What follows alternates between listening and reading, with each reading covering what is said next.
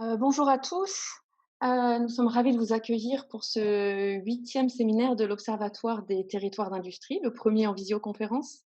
Nous avons le plaisir de recevoir aujourd'hui, Olivier Bouba-Olga, enseignant-chercheur à l'université de Poitiers et Grégory Richat, associé d'OPO, qui ont accepté d'intervenir sur, les questions de la relocalisation et de la mobilisation des territoires, face à la crise.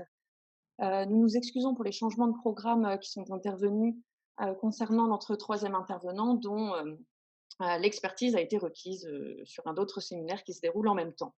Nous serons 2 animateurs, donc Thierry Veil, professeur à Mines ParisTech, et moi-même, donc Caroline Granier, chargée d'études, à la Fabrique de l'Industrie. Brièvement, je vais commencer ce séminaire, en disant donc quelques mots sur l'Observatoire, des territoires d'industrie, dans lequel s'inscrit, le séminaire d'aujourd'hui. Donc, l'Observatoire des territoires d'industrie étudie la mise en place du programme Territoires d'industrie et plus généralement offre un espace de dialogue aux acteurs impliqués dans ce programme ou tout simplement les acteurs qui s'intéressent à la mise en place de ce programme.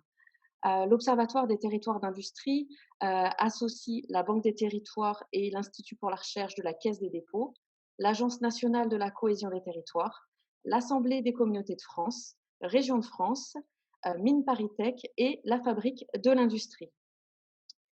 L'Observatoire produit des études et organise donc un cycle mensuel de séminaires. Donc tous les mois, nous nous retrouvons pour des séminaires qui sont soit consacrés à l'étude d'un territoire d'industrie. Vous pouvez trouver la liste donc sur la page de l'Observatoire des territoires d'industrie.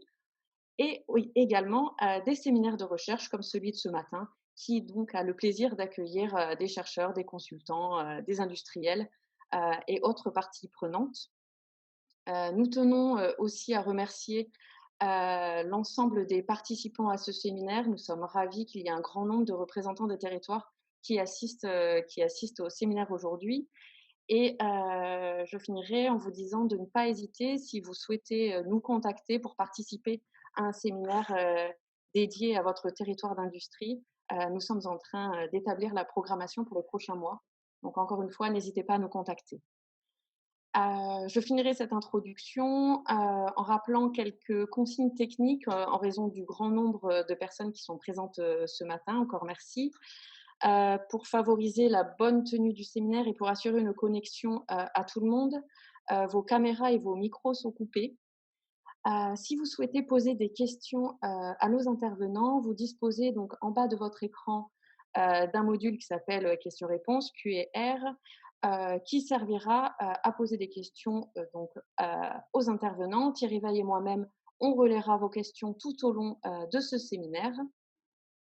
Vous avez, il me semble, la possibilité pardon, d'anonymiser également, vos questions sur ce module.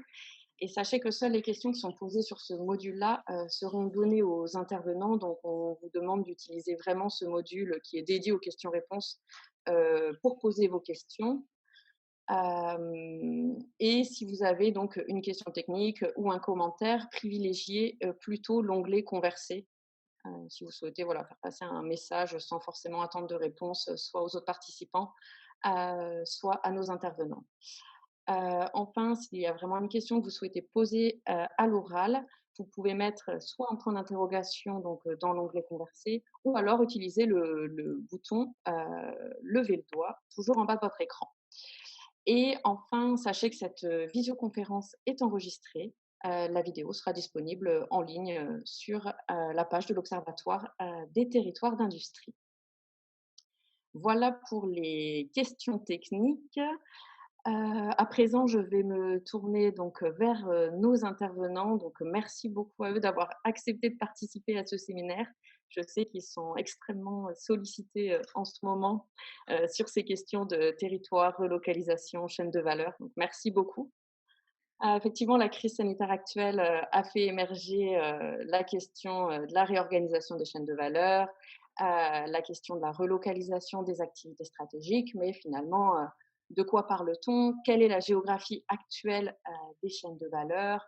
Quelles sont les formes que peut prendre la relocalisation? Quelle est l'échelle pertinente de redéfinition des chaînes de valeur? En d'autres termes, est-ce qu'il s'agit de revenir à un localisme exacerbé ou alors il s'agit de considérer une nouvelle forme d'articulation locale globale? Pour cela, je vais laisser la parole à Olivier Bouba-Olga, si vous voulez bien commencer. Merci beaucoup. Merci, bonjour à tous.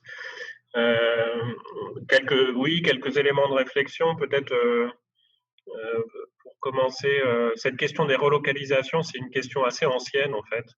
Euh, euh, alors, depuis Arnaud Montebourg, hein, mais même avant lui, Yves Gégaud, qui était secrétaire d'État à l'industrie quand Nicolas Sarkozy était président de la République, a mis en œuvre une politique de relocalisation. On sait que donc ça a été un peu le cheval de bataille d'Arnaud Montebourg. Donc c'est un sujet récurrent. Ce que montrent les chiffres dont on dispose, si on fait un peu l'histoire des relocalisations, peut-être l'un des chercheurs qui a le plus travaillé dessus, c'est El Moumoud, hein, qui a recensé encore récemment le nombre de relocalisations. C'est que c'est des événements rares. C'est des événements rares, pour ne pas dire très rares. Alors ça ne veut pas dire que ça va rester quelque chose de rare, mais enfin, il faut faire attention. Dans la période actuelle, mon sentiment, c'est que on a beaucoup de discours qui sont produits sur l'après, l'après-épidémie, l'après-confinement, que souvent ces discours, ça reflète plus les a priori parfois des gens qui développent ces discours on n'a pas de boule de cristal. Hein. On est quand même assez démunis pour savoir un peu comment les choses vont évoluer. Donc les relocalisations, peut-être ce serait le premier message, la première idée, soyons prudents. L'idée selon laquelle on va assister à un phénomène massif. Enfin, moi, je serais, voilà, je serais très très prudent. J'en doute un peu. Alors, ça ne veut pas dire qu'il n'y a pas de sujet pour autant. On s'en est rendu compte avec l'affaire des masques, avec l'affaire des tests. On voit bien qu'on a une problématique. Alors, je ne dirais pas une problématique relocalisation, mais on a un vrai sujet qui, qui peut concerner tout le monde, un sujet autour de la géographie des approvisionnements. On s'est rendu compte notamment que l'État, pour certains produits, s'en remettait à un fournisseur localisé dans un pays. Et ce qui peut être rationnel du point de vue de la minimisation des coûts, ce qui l'est beaucoup moins en termes de sécurisation des approvisionnements. Est-ce que c'est une affaire qui concerne simplement la commande publique? J'en doute. Je pense quand même qu'on a beaucoup d'entreprises, de grandes entreprises, qui ont fait des choix en termes d'approvisionnement euh, en s'interrogeant seulement sur la question de la minimisation des coûts et peut-être pas suffisamment sur la sécurisation des approvisionnements. Donc, ça, c'est un sujet à mettre sur la table, me semble-t-il. Quelle est la géographie des approvisionnements? Dans quel cas on a des entreprises qui se fournissent, qui se sourcent auprès d'une seule entreprise dans un seul pays? Et est-ce qu'on n'a pas de la place pour une diversification des sources d'approvisionnement? Finalement, le mot d'ordre, ce serait peut-être plus ça. Ce serait pas, ça consisterait pas à dire il faut relocaliser l'activité préalablement délocalisée, mais ce serait il faut s'interroger sur la géographie des approvisionnements et s'interroger sur la sécurisation de ces approvisionnements et peut-être diversifier les sources d'approvisionnement.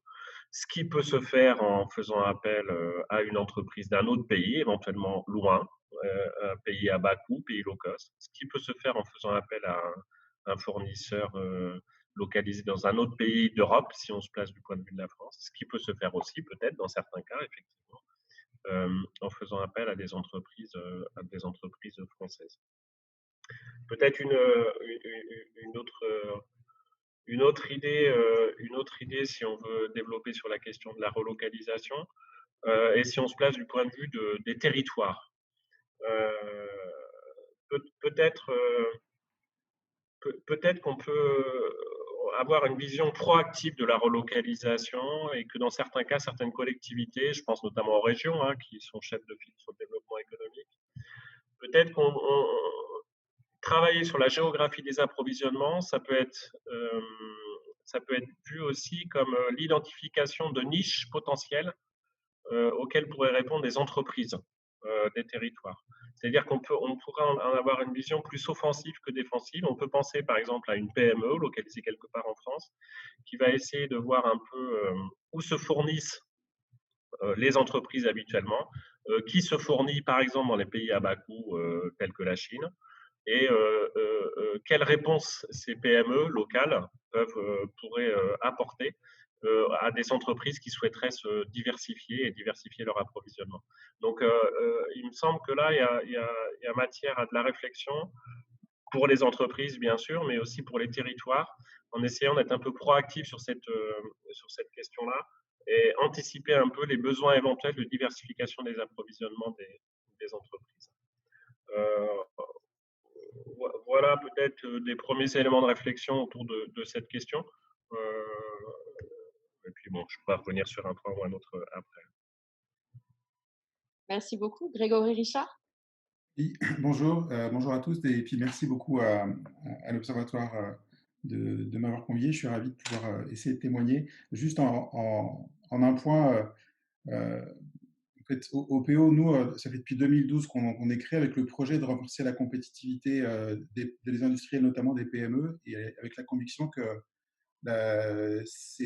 l'industrie est clé pour la cohésion des territoires, une économie positive. Et, euh, et, euh, et on a fait ça en 2012. Effectivement, vous parliez d'Arnaud de Montebourg, alors que M. de Montebourg n'avait pas encore fait ses discours sur le Made in France. Et ça pour dire qu'en 2012, l'industrie était pas sexy, quoi. C'est-à-dire qu'on parle encore des industrialisations. Et quand on a fait grandir OPO, à chaque fois qu'il y a quelqu'un qui arrivait chez OPO, nos amis, etc., disaient mais qu'est-ce que vous allez faire dans l'industrie, quoi? Vous êtes ingénieur, vous pouvez bosser dans des grands groupes et vous allez dans l'industrie. Et en fait, nous, on porte cette vision, on est passionné d'industrie. Et en fait, ce qui s'est passé ces dernières années, et je pense que c'est intéressant de regarder la relocalisation par rapport à la trajectoire de l'industrie qu'on a depuis 30 ans, mais aussi depuis les 5 ou 6 dernières années. Et l'industrie, on a un regain d'industrie juste avant le Covid, euh, qui était presque inespéré il y a 10 ans. Alors, et, c'est pas que les gros groupes qui ont fait ce regain, c'est aussi beaucoup les PME. Et qu'est-ce qui fait déjà, pour comprendre pourquoi relocaliser, il faut déjà comprendre pourquoi l'industrie française a aujourd'hui toutes ses chances et toutes ses cartes pour réexister, se redévelopper et redevenir hyper inspirante en France. C'est déjà l'évolution de la demande qu'il y a pu y avoir ces dernières années, où on vient vers une demande qui est beaucoup plus spécifique et avec des délais beaucoup plus courts. Donc il n'y a plus que la logique de coût qui vient jouer quand on est industriel. Il y a aussi la logique d'agilité et la logique d'agilité. Et cette logique d'agilité fait que quand on doit livrer en 3 semaines un client sur la demande hyper spécifique en prenant des besoins très particuliers, la Chine n'est pas compétitive. Parce que la Chine, il y a au moins 8 semaines pour pouvoir faire venir des produits et ce sera de la masse et ils ne vont pas faire attention à la spécificité.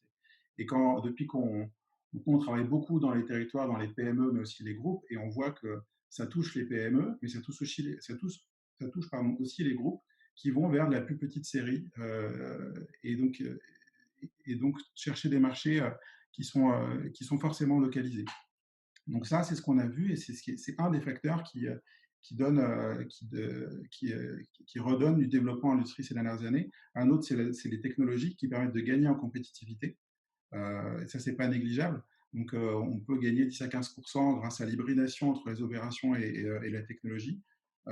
Et ça, c'est aussi on a vu des lignes comme c'est les Twix qui récemment étaient délocalisés et se sont relocalisés dans le Grand Est parce que grâce au progrès technologique, il y avait possibilité de redévelopper de l'industrie sur le territoire. Alors, donc, il y a juste avant en fait le Covid et qu'on parle maintenant de relocalisation, il y a déjà ce mouvement. Donc en fait, on a envie de rêver effectivement d'un revival de l'industrie qui aille encore plus loin. La question, c'est est-ce que la relocalisation, c'est la solution aujourd'hui pour continuer ce mouvement-là, d'une part, et pour deux, répondre à la crise. Nous, j'ai un peu le même avis qu'Olivier, c'est-à-dire que la crise est d'une telle ampleur, il y a des industries qui perdent 30 à 70% d'activité. On a 16% de la chute de la production industrielle. On a fait une étude pour la FIM qui montre que 41% des industriels interrogés estiment ne pas pouvoir tenir plus de 5 mois maximum si la situation perdure. Donc on a une situation, c'est une crise qui est encore plus, c'est un choc encore plus fort que la crise de 2008 pour l'industrie aujourd'hui. Parce que on est dans une crise physique, une crise de la supply chain, mais aussi une crise de la demande. Donc il y a une double crise qui est hyper impactante. Et la relocalisation, elle répond à une partie de la problématique, mais pas à toute la problématique. Et, euh, et nous, ce qu'on est chez OPO, en fait, effectivement, ça fait partie des questions que vous posiez, Caroline, mais on va plutôt parler de recomposition des chaînes de valeur, dont la relocalisation est un des éléments. Et en fait, quand on regarde en fait la situation des différentes entreprises que nous, avec qui on discute tous les jours, et quand on voit les problématiques des territoires avec qui on discute tous les jours, on voit en fait quatre situations en fait qui se dégagent et qui va demander à chaque fois des approches différenciées, que ce soit par secteur, par horizon d'action, est-ce qu'il faut agir dans les 3 mois ou est-ce que ça va prendre en 18 mois, et par échelle géographique, c'est-à-dire est-ce qu'on est à l'échelle d'une métropole, d'une région, d'un pays, de l'Europe, voire de l'Euro-Méditerranée, en jouant des complémentarités sur cette région-là qui peut créer un vrai bassin homogène industriel. Les cas de situation, on a un sujet de souveraineté et de sécurisation. On l'a vu sur les masques, on le voit sur les médicaments, c'est ce qui est très médiatisé, et c'est là qu'effectivement, les sujets de relocalisation en fait, fleurissent. Quoi. Mais on a un sujet de relocalisation qui est très court terme, c'est-à-dire comment aujourd'hui on fait des masques pour maintenant, et des sujets moyen terme, c'est-à-dire que le jour où on veut refaire des médicaments, ça ne va pas se faire dans les 6 mois. Pour peu qu'on ait les bâtiments, il faut les requalifier, il faut requalifier les procédés, recréer des filières d'emploi qui étaient déjà très tendues fin d'année dernière avec le redéveloppement industriel. Là, elles vont être encore plus demain, probablement, sur des métiers qui ont peut-être disparu. Euh, donc, il y a un sujet de relocalisation qui est court terme, moyen terme, et qui peut être structurel ou flexible. Structurel, parce qu'on peut recréer vraiment des nouveaux sites, mais flexible, je pense que c'est Thierry Vell qui en parlait dans un article qui est intéressant, qui était de dire que est-ce que demain, on peut faire des masques aujourd'hui, mais est-ce que faire des masques aujourd'hui, qui est une production à faible valeur ajoutée, peut tenir la route pendant 10 ans, parce que la Chine va continuer à inonder le monde de ces masques. Et du coup, est-ce qu'il n'y a pas une idée de production qui peut être aussi très flexible, en se disant, on rend en commun finalement en open source comment on fabrique un masque avec quel type de ligne, etc. Et puis, on s'assure qu'on a les métiers, qu'on a les machines, et le jour où on en a besoin, on a une deuxième source de production qui permet de réagir. L'important, en fait, c'est de ne pas relocaliser des activités qui ne sont pas compétitives. Parce que c'est la compétitivité de l'activité industrielle qui fait qu'on pourra faire fleurir des activités demain. Donc, il y a des activités qu'il faut garder, même si elles ne sont pas compétitives, mais relocaliser à tout va, ça n'a pas de sens. Le deuxième point qu'on va avoir, c'est des secteurs qui sont très touchés, extrêmement touchés, type l'aéronautique ou type l'automobile. Et là, on est dans des approches qui vont être par entreprise, mais aussi par filière, voire par région, où la question, c'est comment on va diversifier quelqu'un qui est un fournisseur de l'aéronautique, comment il va pouvoir faire du spatial, du naval, ou utiliser ses compétences à aller chercher d'autres marchés. Parce que sur les 6 ou 18 prochains mois, il n'y aura pas de débouché, puis l'État ne va pas commander plein d'avions pour relancer cette industrie-là. Donc il y a une notion de diversification et de restructuration industrielle. L'automobile, la crise de la demande, et en plus une crise, en tout cas une restructuration à faire au niveau technologique, parce euh, qu'on va passer à des filières électriques. Et ça change beaucoup le tissu industriel. Et donc là, aujourd'hui, vous avez la vallée de l'Arve, historiquement la vallée du décolletage, qui est très très touchée par la crise, par cette double crise en fait, pour eux. Donc là, on a des logiques de diversification. La relocalisation, là, elle n'a pas forcément de sens pour ces entreprises-là. Et les territoires devront aider et interagir là-dessus. Le troisième point, vous en parliez sur la fragilité des approvisionnements, c'est des entreprises qui ont 10-20% de baisse vont devoir euh, retravailler leur supply chain. Il y a des études de Mineral Info de 2019, pardon, avec deux chiffres intéressants que j'avais relevés. C'est-à-dire que plus de 20-25% des entreprises ne dépendent que d'un seul fournisseur. Ça, c'est le premier point. Et le deuxième point, c'est qu'il n'y a que la moitié de des entreprises qui sont capables de changer de composants critiques en moins d'un an. Donc ça veut dire qu'on a des supply chains qui sont de base fragiles parce que les entreprises sont vulnérables par rapport à leurs approvisionnements. Elles connaissent peu leur chaîne d'approvisionnement et elles sont très souvent fortement dépendantes de un ou deux fournisseurs. Et deux, elles sont peu agiles pour se protéger en moins d'un an, quoi.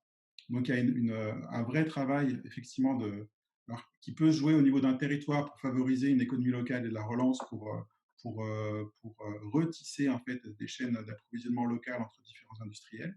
Donc là, il y a plusieurs régions qui travaillent sur ces sujets-là, notamment Grand Est, pour faire une analyse, une cartographie des chaînes de valeur et trouver des fournisseurs qui peuvent être un peu pivots et investir dans ces fournisseurs, mettre une attention toute particulière sur ces acteurs intermédiaires des chaînes de valeur pour renforcer les chaînes de valeur locales. Mais il y a aussi un travail à faire pour chaque industriel de regagner en agilité et d'être plus protégé dès aujourd'hui et pour demain pour être plus résilient.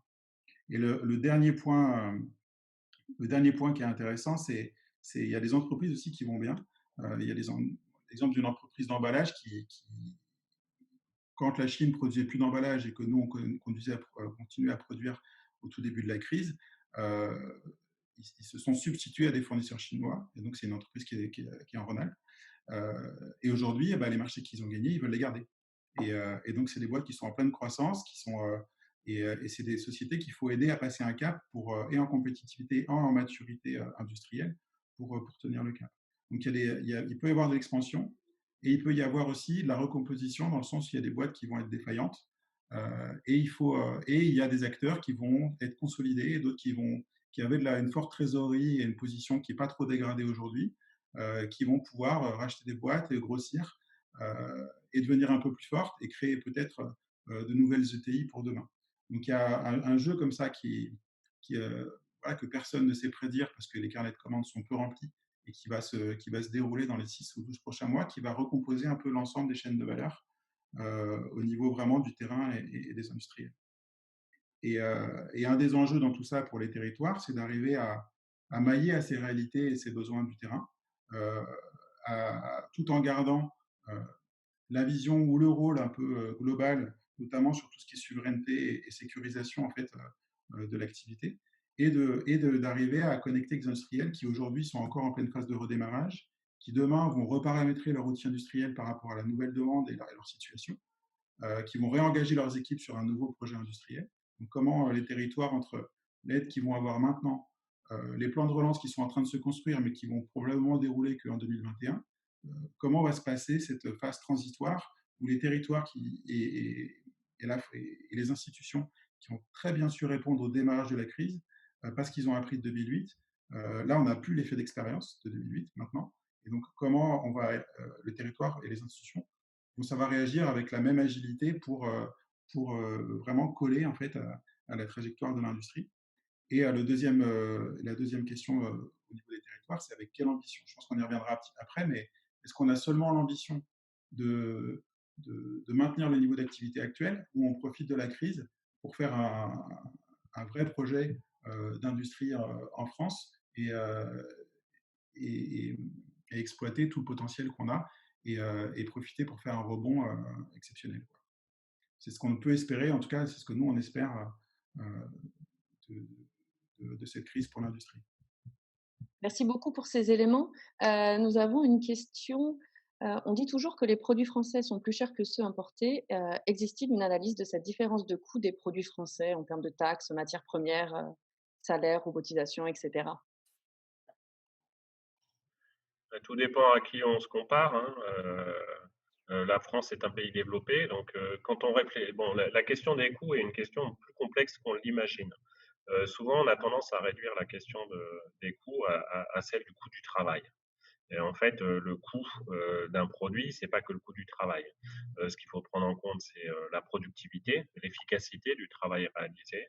Il faut prendre en compte aussi les coûts de transport, le coût lié au fait que si je m'approvisionne loin, il faut que je manage à distance éventuellement une entreprise, si je détiens l'entreprise, ou il faut que je me que je sois sûr de la qualité du travail réalisé à distance, etc. Bon. Donc, il y a des études évidemment qui sont faites sur les différentiels de coûts. Encore une fois, c'est pas que le coût du travail, il y a tout un ensemble d'éléments de coûts à prendre en compte. Certains, on sait mieux les prendre en compte que d'autres. Et si on en vient à la question, donc qui est une sous-question, du coût du travail, la France est un pays développé avec un coût du travail élevé, mais qui est similaire à ce qu'on peut trouver dans d'autres pays développés de niveau de développement comparable. Donc la question, en fait, est-ce que Est-ce qu'il faut fabriquer en France ou est-ce qu'il faut fabriquer ailleurs? En fait, on n'a pas de réponse générale. Tout va dépendre du secteur d'activité auquel on s'intéresse, du positionnement de l'entreprise dans son secteur plus précisément. Dans certains cas, si on a besoin d'un produit banal qui peut être fabriqué un peu partout et qu'on souhaite juste minimiser les coûts, on va se sourcer plutôt dans des pays low cost. Dans d'autres cas, quand j'ai besoin d'un produit spécifique avec certaines caractéristiques qui supposent de mobiliser certaines compétences, ben, je vais aller le chercher là où sont les compétences. Donc voilà, on a tout un ensemble d'études sur les coûts et comparaisons entre pays, par exemple. Et on n'a pas la conclusion, c'est qu'on n'a pas de réponse générale du type c'est plus cher en France ou c'est moins cher en France. Si Grégory veut compléter peut-être. Oui, je rejoins. Il y a la question du coût. Après, c'est toujours mettre en regard le coût avec la qualité et les délais, et même la stratégie un peu qu'on peut avoir au produit, quoi. C'est-à-dire que moi, je prends l'exemple hein, d'une boîte qui fait de la tôlerie, qui fait les supports en tôle pour les télés que vous accrochez dans les hôtels. C'est une boîte qui a été très frappée par. C'est historique, hein, là, ils fabriquent des produits depuis les années, ils vendent depuis les années 60-70. Donc, ils sont passés par la vague de, de délocalisation parce qu'ils avaient beaucoup de produits, mais finalement assez simples, avec une ou deux opérations sur chaque produit, euh, avec des délais qui étaient plutôt longs de vente. Donc, du coup, ils se sont retrouvés plus chers que des pays low cost parce que les salaires étaient plus bas, avec peu de différenciants sur la qualité et sur les délais. Et ils ont quand même réussi à passer la crise parce qu'il y a eu plusieurs PME qui sont associés. Enfin, ils sont devenus un centre d'hôtellerie pour plusieurs types d'activités. Et aujourd'hui, en fait, il y a 5 fois moins de produits qui passent dans l'usine. Par contre, ils sont 5 ou 6 fois plus complexes. C'est-à-dire qu'il y a 5 ou 6 fois plus d'opérations et il y a 5 ou 6 fois plus de sous-ensembles dans chaque élément. Donc, il y a une complexité qui est plus forte. Et comme les hôtels, notamment qui sont des gros clients, achètent plus ponctuellement, ne font pas des gros stocks et veulent livrer plutôt rapidement dans des délais un peu en flux tendu, et ben, du coup, ça fait qu'il y a un marché pour cette boîte française et qui regagne de l'activité. Donc, ça fait une belle PME à 20 millions d'euros qui a des enjeux de compétitivité, etc. Mais, et du coup, le coût par rapport au service qui est donné, c'est ça qui permet de compenser. Et l'autre exemple qui est intéressant, c'est Michelin, avec le fameux exemple des pneus, où Michelin ne vend plus des pneus d'avion, mais ils vendent un nombre d'atterrissages. Pourquoi il a fait ça? Ils ont fait ça parce que un pneu Michelin coûte plus cher qu'un pneu lambda. Par contre, il dure plus longtemps, il a une meilleure qualité. Et par contre, le comportement d'acheteur, c'est dire, ah, moi, je vais prendre le moins cher parce que j'ai des réductions, enfin, j'ai une prime, etc. C'est dans mes objectifs annuels. Donc, en fait, la qualité du pneu n'était pas valorisée dans le coût. Et donc, le mouvement et le pivot qui était intéressant, c'est de dire, bah, OK, nous, en gros, on vous loue notre pneu. Donc, vous n'avez même pas de CAPEX, c'est un OPEX. Donc, ça va être un coût mensuel qui sera beaucoup plus inférieur à un investissement dans le pneu et c'est beaucoup plus intéressant en termes d'achat pour les entreprises qui achètent. Et comme notre pneu dure plus longtemps, on va travailler sur la productivité, sur la qualité et la longévité du pneu. Et donc l'histoire de coût, elle a été transformée parce qu'on ne vend plus un produit mais un service. Et ça, c'est aussi une énorme opportunité pour switcher et développer de la croissance, même si on peut être a priori pénalisé par rapport à d'autres pays. Merci beaucoup. Je vous relais une seconde question. Est-ce que, à votre avis, il s'agit de renommer les territoires d'industrie et parler plutôt de territoire de la supply chain? Et est-ce que finalement l'industrie, c'est de l'optimisation logistique? Je, je veux bien répondre. Allez-y. Je pense que c'est une grosse erreur en fait. Je pense que les territoires, on en parlera peut-être dans les territoires tout à l'heure, mais en fait l'industrie aujourd'hui, c'est pas de la supply. Aujourd'hui, l'industrie, l'enjeu, c'est l'hybridation entre la technologie et les produits. C'est de changer de modèle industriel. Donc, si on parle de territoire de supply chain, où est le produit, où est l'ingénieur, où est la techno, où est-ce qu'on parle de nos industries comme Michelin qui vend des pneus connectés. Donc si on dit que Michelin, ça devient un territoire, c'est dans un territoire où on parle de supply, non, Michelin, il y a de la tech, ils s'hybrident avec des startups, ils rachètent des PME avec Forestia, une PME qui s'appelle Symbio, pour créer une filière de la mobilité hydrogène. Donc, en fait, si les territoires deviennent des territoires de supply chain, c'est un peu une posture de repli. Donc oui, la supply chain est clé, c'est une des composantes clés, et les territoires, dans tout ce qui est approvisionnement locaux, les boucles de circularité, favoriser l'essaimage des différents types d'industries a un rôle clé, mais vaut mieux penser plutôt le territoire pour moi comme un écosystème qui va, qui va rendre autonome, faire la création de champions industriels. Et pour créer des champions industriels, il faudra de la supply, il faudra par exemple Shenzhen, qui est, qui est, enfin, qui est l'endroit où on fait à la fois de la tech et on produit. Donc c'est le Silicon Valley d'aujourd'hui en fait.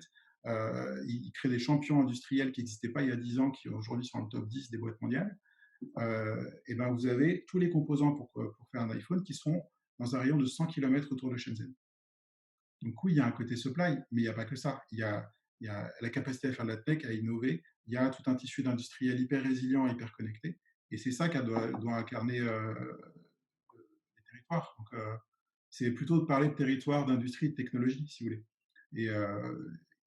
Et, je pense que c'est une ambition qui est plus à la hauteur de ce qu'il faut faire dans les 10 prochaines années que rester très focalisé aujourd'hui sur la supply, qui est un peu qui est le sujet dur du moment. Mais ce n'est pas en solution dans la supply qu'on va créer un souffle pour l'industrie, l'emploi, la cohésion sociale, le développement durable pour les 10 prochaines années. Olivier, Olga, vous voulez compléter? Ouais, je peux compléter un petit peu. Dans territoire d'industrie, c'est bien que, que le terme de territoire soit apparu. On en parlera sans doute après, parce qu'il me semble quand même que c'était un peu l'oublié. On a beaucoup de politiques en France qui ont pour cible l'industrie. Qu'on regarde à l'échelle nationale ou à l'échelle régionale, par exemple, on a beaucoup de politiques de filières. On cible certaines filières industrielles. Ce qui manque, me semble-t-il, ce qui manquait en tout cas, est-ce que peut-être la politique des territoires d'industrie vise à pallier, c'est justement cette idée-là que on ne peut pas parler de compétitivité de la France dans tel domaine industriel, c'est des écosystèmes locaux, plus ou moins localisés, qui font la force de tel ou tel secteur. Donc le fait qu'on introduise le terme de territoire, c'est une bonne chose. Après, industrie, alors bon, euh, c'est une conférence organisée par la Fabrique de l'industrie, donc on ne peut pas dire que l'industrie n'existe pas, bien sûr, mais on sait que les frontières sont très poreuses entre industrie et services, quoi. Et effectivement, il faut faire attention. Ça peut être une des problématiques. C'est où commence et où finit l'industrie. Les frontières entre les secteurs d'activité sont très poreuses. Pierre Vetz parle de sociétés hyper industrielles pour dire qu'en fait aujourd'hui on a un mix quoi, de produits qu'on range dans la catégorie industrie et de services, et que la compétitivité des entités va dépendre de leur capacité à, à optimiser en fait la fabrication de ces produits services, de ces produits systèmes, on pourrait dire. Donc il y a potentiellement un petit danger avec la labellisation territoire d'industrie, c'est à limiter ça vraiment au champ de l'industrie, limiter ça avec les nomenclatures d'activités dont on dispose, et sans voir que ce qui va faire la performance d'une entreprise industrielle à tel endroit du territoire, c'est les connexions, c'est les relations qu'elle entretient avec d'autres entreprises qui ne relèvent pas du champ industriel. Donc c'est tout ça qu'il faut booster et soutenir, et pas simplement les entités qui appartiennent au secteur industriel. Je pense qu'on aura l'occasion de revenir un tout petit peu plus tard sur effectivement cette question finalement d'écosystème et de la prise en compte de l'ensemble des activités. Tout d'abord, vous avez souligné tous les deux que la question de la relocalisation, c'est une partie finalement d'enjeux plus globaux, d'ambitions plus grandes.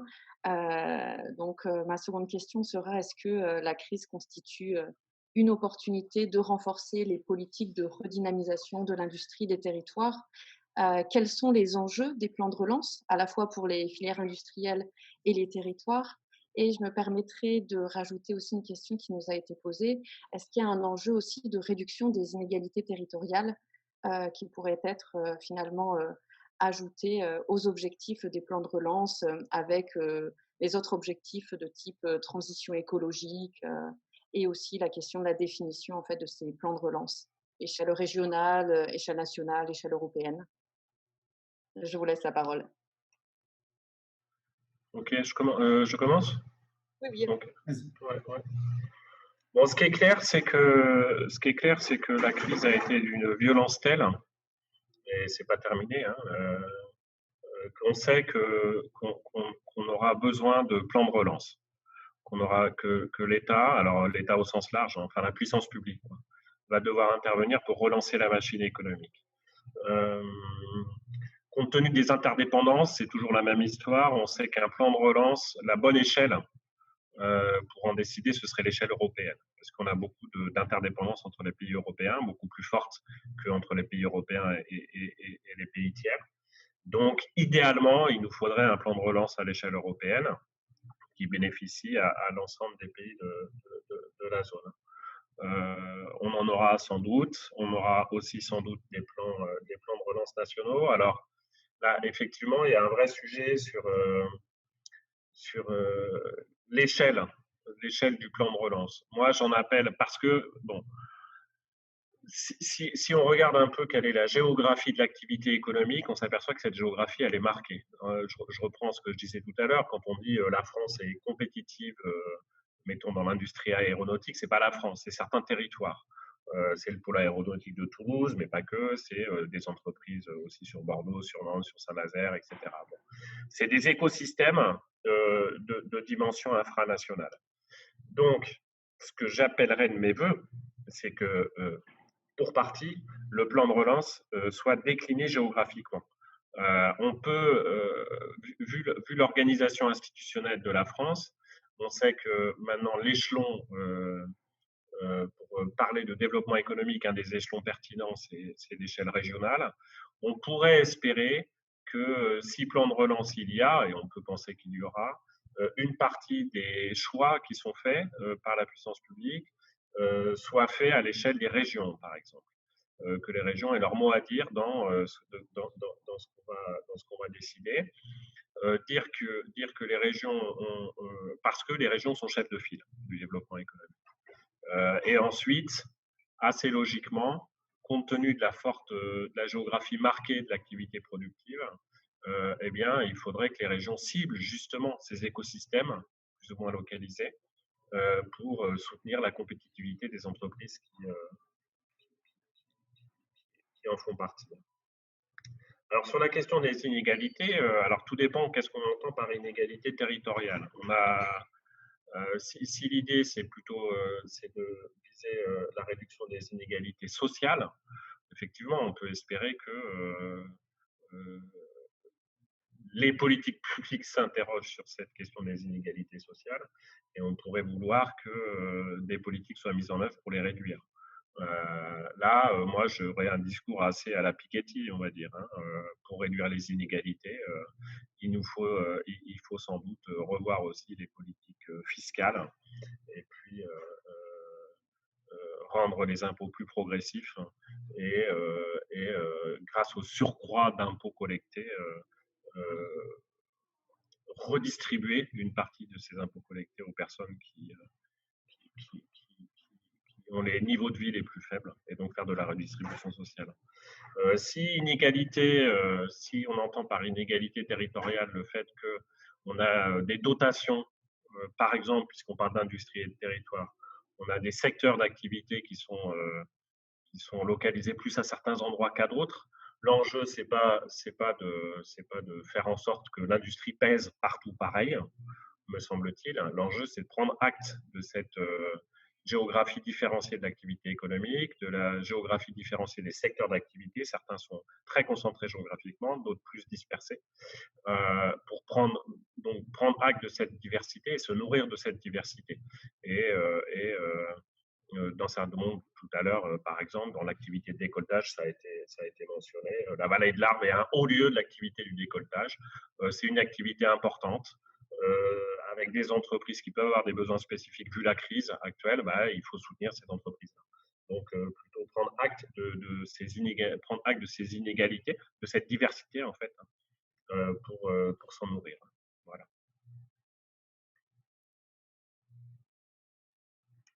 Oui, Grégory Victor? oui, je peux. Effectivement, enfin, la question enfin, la crise, est-ce que c'est une opportunité de renforcer, en tout cas, enfin, la crise doit être une opportunité de redévelopper une industrie forte, quoi. Ça, c'est une conviction qu'on a. On l'avait quand on a. C'est ce qui a fait qu'on a créé OPEI en 2012. Bon, et on a eu un regain d'activité industrielle jusqu'à présent, mais ce qu'il faut voir, si on prend un pas de recul, c'est que le PIB industriel, enfin, la part de l'industrie dans le PIB français, il est environ de 10%. Et en Europe, il est d'environ 20% et environ 28 ou 30% en Allemagne.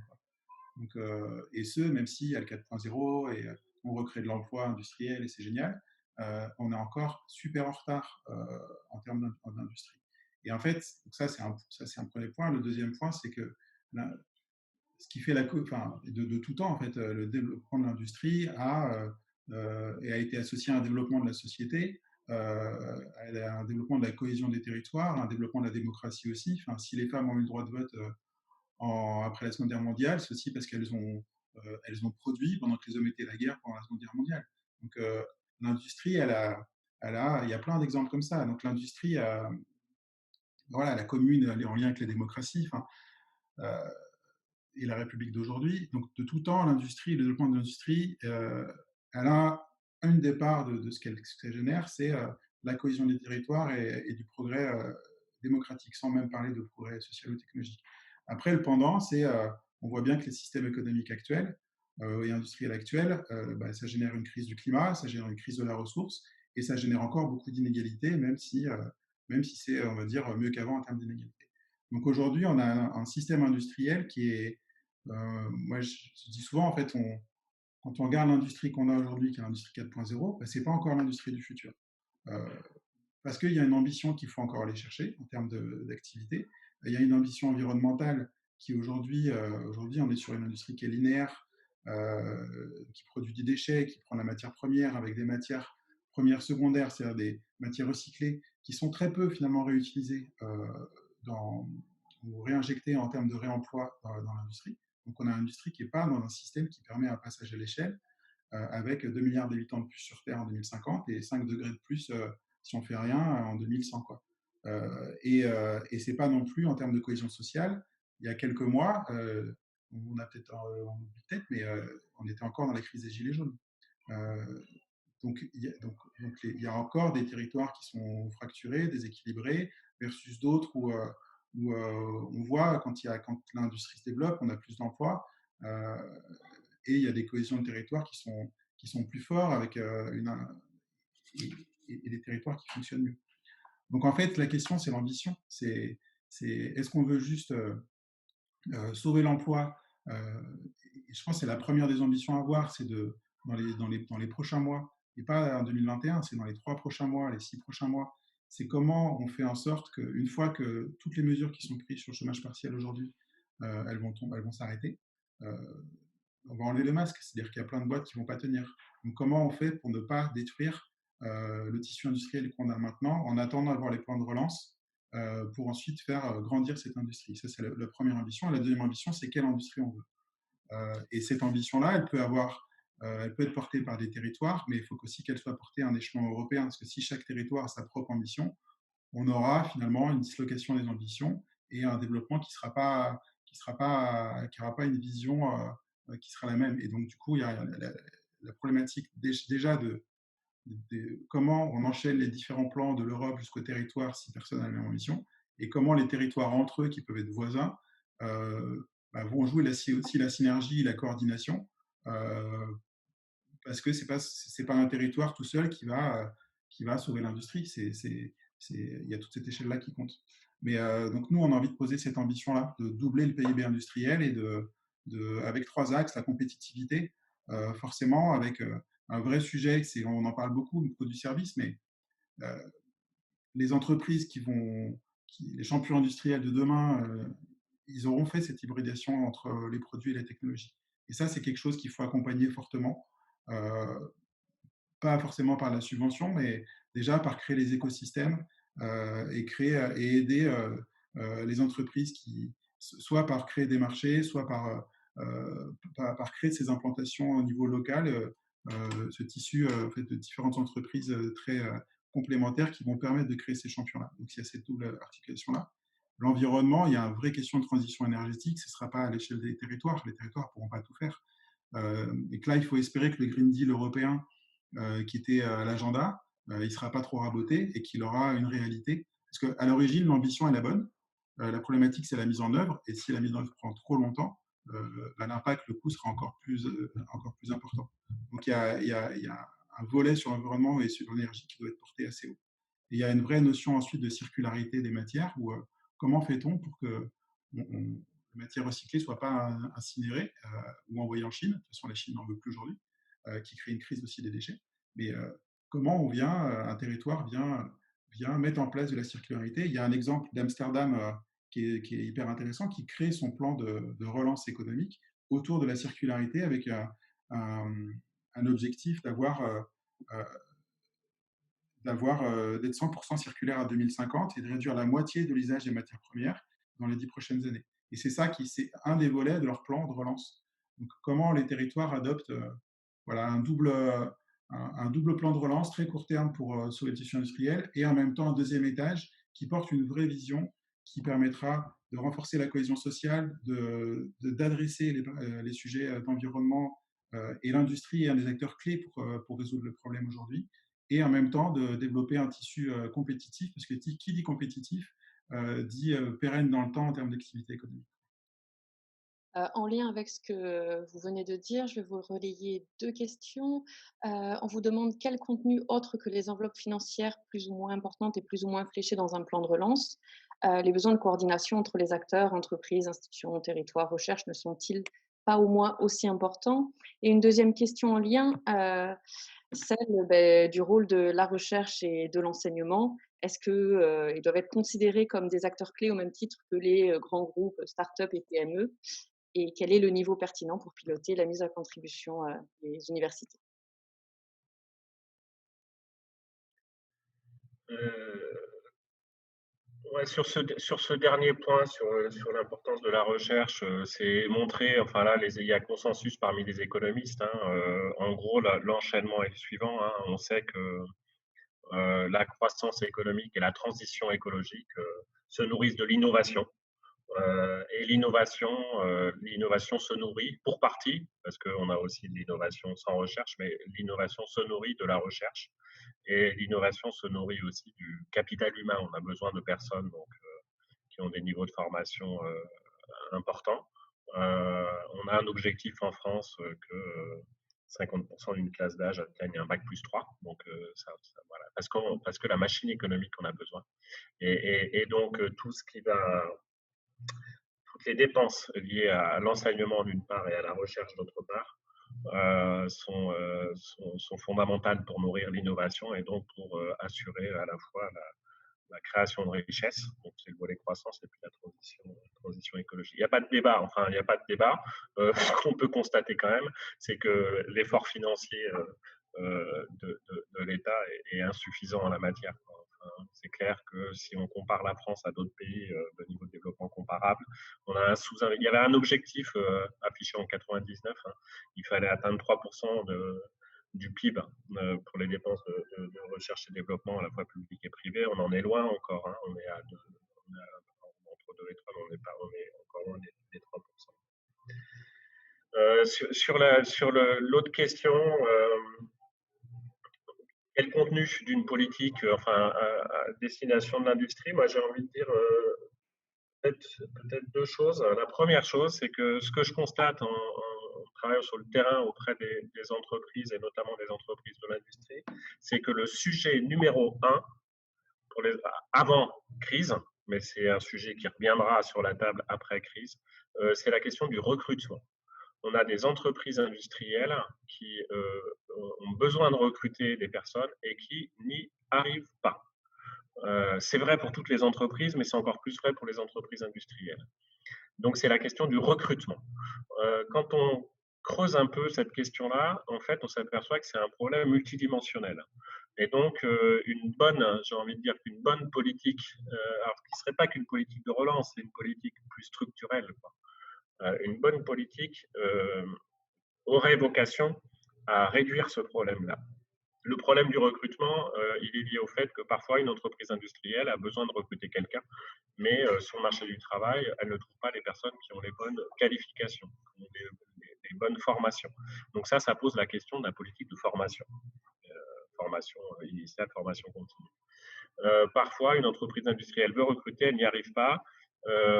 Pourquoi? Parce qu'elle elle a bien identifié une personne qui pourrait prendre le job, mais cette personne vient d'ailleurs et cette personne est mariée. Et donc se pose la question de l'emploi du conjoint. Et donc là, on peut se dire que sur certains territoires, si on veut résoudre ce problème des entreprises industrielles, il faut se poser la question des politiques d'accompagnement du conjoint. Dans certains cas, alors c'est très vrai dans l'industrie, on a du mal à recruter parce que l'industrie a une mauvaise image. On se pose la question de l'image des métiers, qu'il faut travailler sans cesse. Et l'image de l'industrie est dégradée en France. Il faut faire évoluer ça, faire évoluer les représentations auprès de la population dans son ensemble et auprès des jeunes principalement, pour leur dire, dans l'industrie, justement, il y a des métiers intéressants avec des bons niveaux de rémunération. Ce n'est pas les temps modernes, c'est plus les temps modernes, l'industrie. Ça suppose quand même d'être travaillé. Dans d'autres cas, les entreprises ont du mal à recruter parce que on n'a pas les bons systèmes de transport. Il peut y avoir des problèmes de logement, il peut y avoir des problèmes de garde d'enfants, enfin tout un ensemble de problématiques qui semblent un peu périphériques, mais qui sont au cœur des problèmes de recrutement. Donc, c'est sûr que la question, c'est pas simplement de combien d'argent on met sur la table, quoi, mais est-ce qu'on cible les bons sujets. Donc là, le sujet du recrutement est un sujet que je considère comme étant majeur, et ça légitime d'autant plus la politique territoire d'industrie, parce que s'il y a un marché qui reste très fortement localisé, c'est le marché du travail. Donc croire qu'on va résoudre les problèmes de recrutement en favorisant la mobilité des personnes, ça ne veut pas dire qu'il faut rien faire pour ça, mais on rate des choses parce que les gens sont peu mobiles. Donc on a des marchés locaux du travail, et donc organiser les choses et déclencher de la politique publique à ces échelles locales a du sens. La deuxième idée, je vais aller beaucoup plus vite, mais une deuxième idée, c'est que dans la littérature, quand même, on a mis en évidence l'importance des écosystèmes. Effectivement, ce qui fait la compétitivité des entreprises, c'est pas simplement l'entreprise stricto sensu, c'est toutes les relations qu'elle entretient avec d'autres acteurs, d'autres entreprises, d'autres secteurs d'activité, etc. Et puis aussi avec la puissance publique. Et parfois, je pense qu'il y a, comment dire, sur certains territoires, ces écosystèmes existent, sur d'autres territoires, ils existent moins, et on a un sous-dimensionnement des relations locales. En tout cas, on peut se dire qu'on a sans doute des choses aussi à inventer sur une base territorialisée pour booster les relations entre les entreprises. J'ai quelques petits témoignages comme ça pour dire que la palette peut être très large. Alors, on peut revenir à la question du recrutement, par exemple, dans certains cas, sur certains territoires, pour régler ce problème du recrutement, on a développé ce qu'on appelle les groupements d'employeurs, des entreprises qui s'associent, qui ont des besoins partiels d'emploi et qui vont s'organiser sous forme d'un groupement, et c'est le groupement qui va embaucher les personnes. Donc ça permet à la fois de répondre aux besoins de recrutement des entreprises et puis aux besoins de sécurité des salariés. Donc là, sur une base locale, il y a matière à faire des choses sur cette question du recrutement. Mais ce n'est pas que sur la question du recrutement. J'ai quelques exemples en tête d'entreprises qui disent qu'elles ont envie de développer ce que certains appellent un blablacar industriel. L'idée, quelle est-elle? C'est de dire, par exemple, on a une entreprise industrielle sur un territoire qui a investi dans l'achat d'une machine, et cette machine, elle ne l'utilise pas à 100% de ses capacités. Alors, elle l'utilise qu'à, mettons, 80%, parce que voilà, c'est là où est son besoin. Eh bien, une possibilité, c'est éventuellement de donner accès à l'utilisation de cette machine à d'autres entreprises du même territoire. Donc, on mutualise un peu les ressources, et c'est pas que la ressource en main-d'œuvre, ça peut être la ressource productive au sens large, et on peut imaginer mutualiser des équipements. J'ai quelques exemples d'entreprises qui ont fait ça.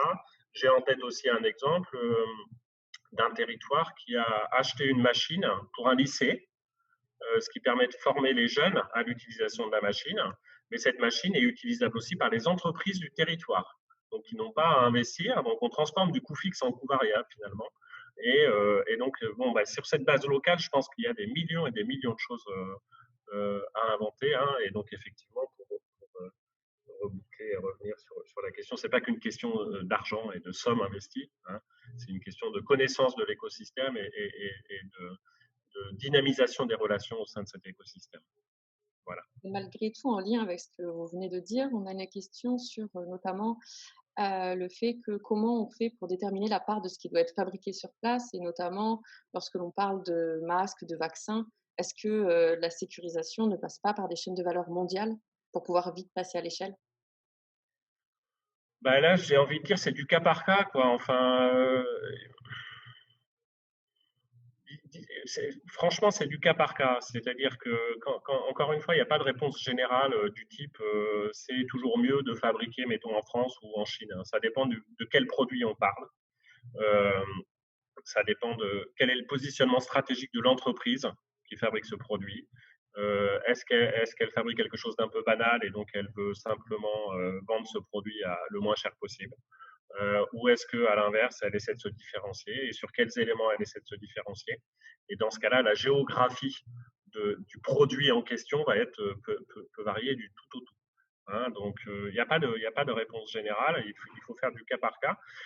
Et après, on peut se dire que malgré tout, si on fait l'hypothèse peut-être héroïque que les entreprises sont quand même rationnelles, on peut se dire que malgré tout, la géographie de l'activité doit être le résultat des choix opérés par les entreprises.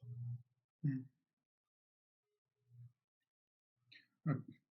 Très bien, merci beaucoup. Peut-être, Euh, ouais, je voulais peut-être juste pour compléter, allez, effectivement, oui, vous m'entendez? oui, oui, très bien. Oui, pardon. Ouais, peut-être juste pour compléter, enfin, je rejoins complètement ce qui est en train d'être dit. Effectivement, enfin, je reprends l'exemple d'Amsterdam, mais quand Amsterdam veut faire une stratégie pour devenir 100% circulaire à 2050, en fait, au-delà de la réflexion, de l'animation, en fait, c'est une ville qui passe à l'action. Et je pense que les territoires et les métropoles devront passer à l'action demain. Et c'est quoi son action? C'est de lancer 200 projets en partenariat entre des industriels, des startups et des instituts. Donc en fait, on a ces différents acteurs-là qui effectivement, c'est en fait, la bonne innovation, c'est celle aussi qui se fera avec l'industrie, parce que c'est en passant par l'industrie, c'est ce qui permet aussi de garantir qu'on pourra avoir un passage à l'échelle derrière et qu'on n'ait pas juste des briques technologiques qui restent un peu sur étagère avec un potentiel ou peut-être une startup dont on parle beaucoup et qui derrière devient pas rentable. Donc il faut arriver à désiloter ce monde et de l'enseignement, de la recherche, de l'industrie. Et quand je dis de l'industrie, ça va de la startup jusqu'au grand groupe. Et la manière de désiloter, c'est d'avoir une vision commune à l'échelle d'un territoire et de faire des projets communs qui permettent une fertilisation concrète quoi, sur des vrais projets. Donc ça, c'est désiloter autour d'une ambition commune. Pour moi, c'est un enjeu qui est très fort et il faut effectivement la recherche dedans, c'est impératif. Et un chiffre qui était intéressant, vous parlez tout à l'heure on a lu le même livre, mais de la société hyper-industrielle de Pierre Wex, qui dit qu'il y a 40% du PIB mondial qui est concentré dans 10 pôles mondiaux, qui concentrent même 75% de la R&D. Donc oui, euh, et en fait, dans ces pôles-là, c'est des pôles où il y a de la production. Il y a de l'innovation, mais de la production. Et il faut arriver à faire les deux pour pouvoir créer derrière un appel d'air fort sur et de l'emploi, mais du coup créer les bonnes filières aussi de compétences, parce qu'il y a un vrai enjeu. Déjà avant la crise, un manque de compétences. Maintenant, avec la crise, ça se trouve, bah, ça dépendra du nombre de plans sociaux qu'il y aura, mais il y a un risque d'avoir beaucoup de monde sur le marché de l'emploi avec des filières qui en plus se restructurent. Donc il y a un vrai enjeu d'accompagnement du développement des compétences, ce soit quand on est du collège au lycée pour avoir envie d'aller dans l'industrie et être attiré par l'industrie, mais quand on est dans l'industrie, de changer de métier.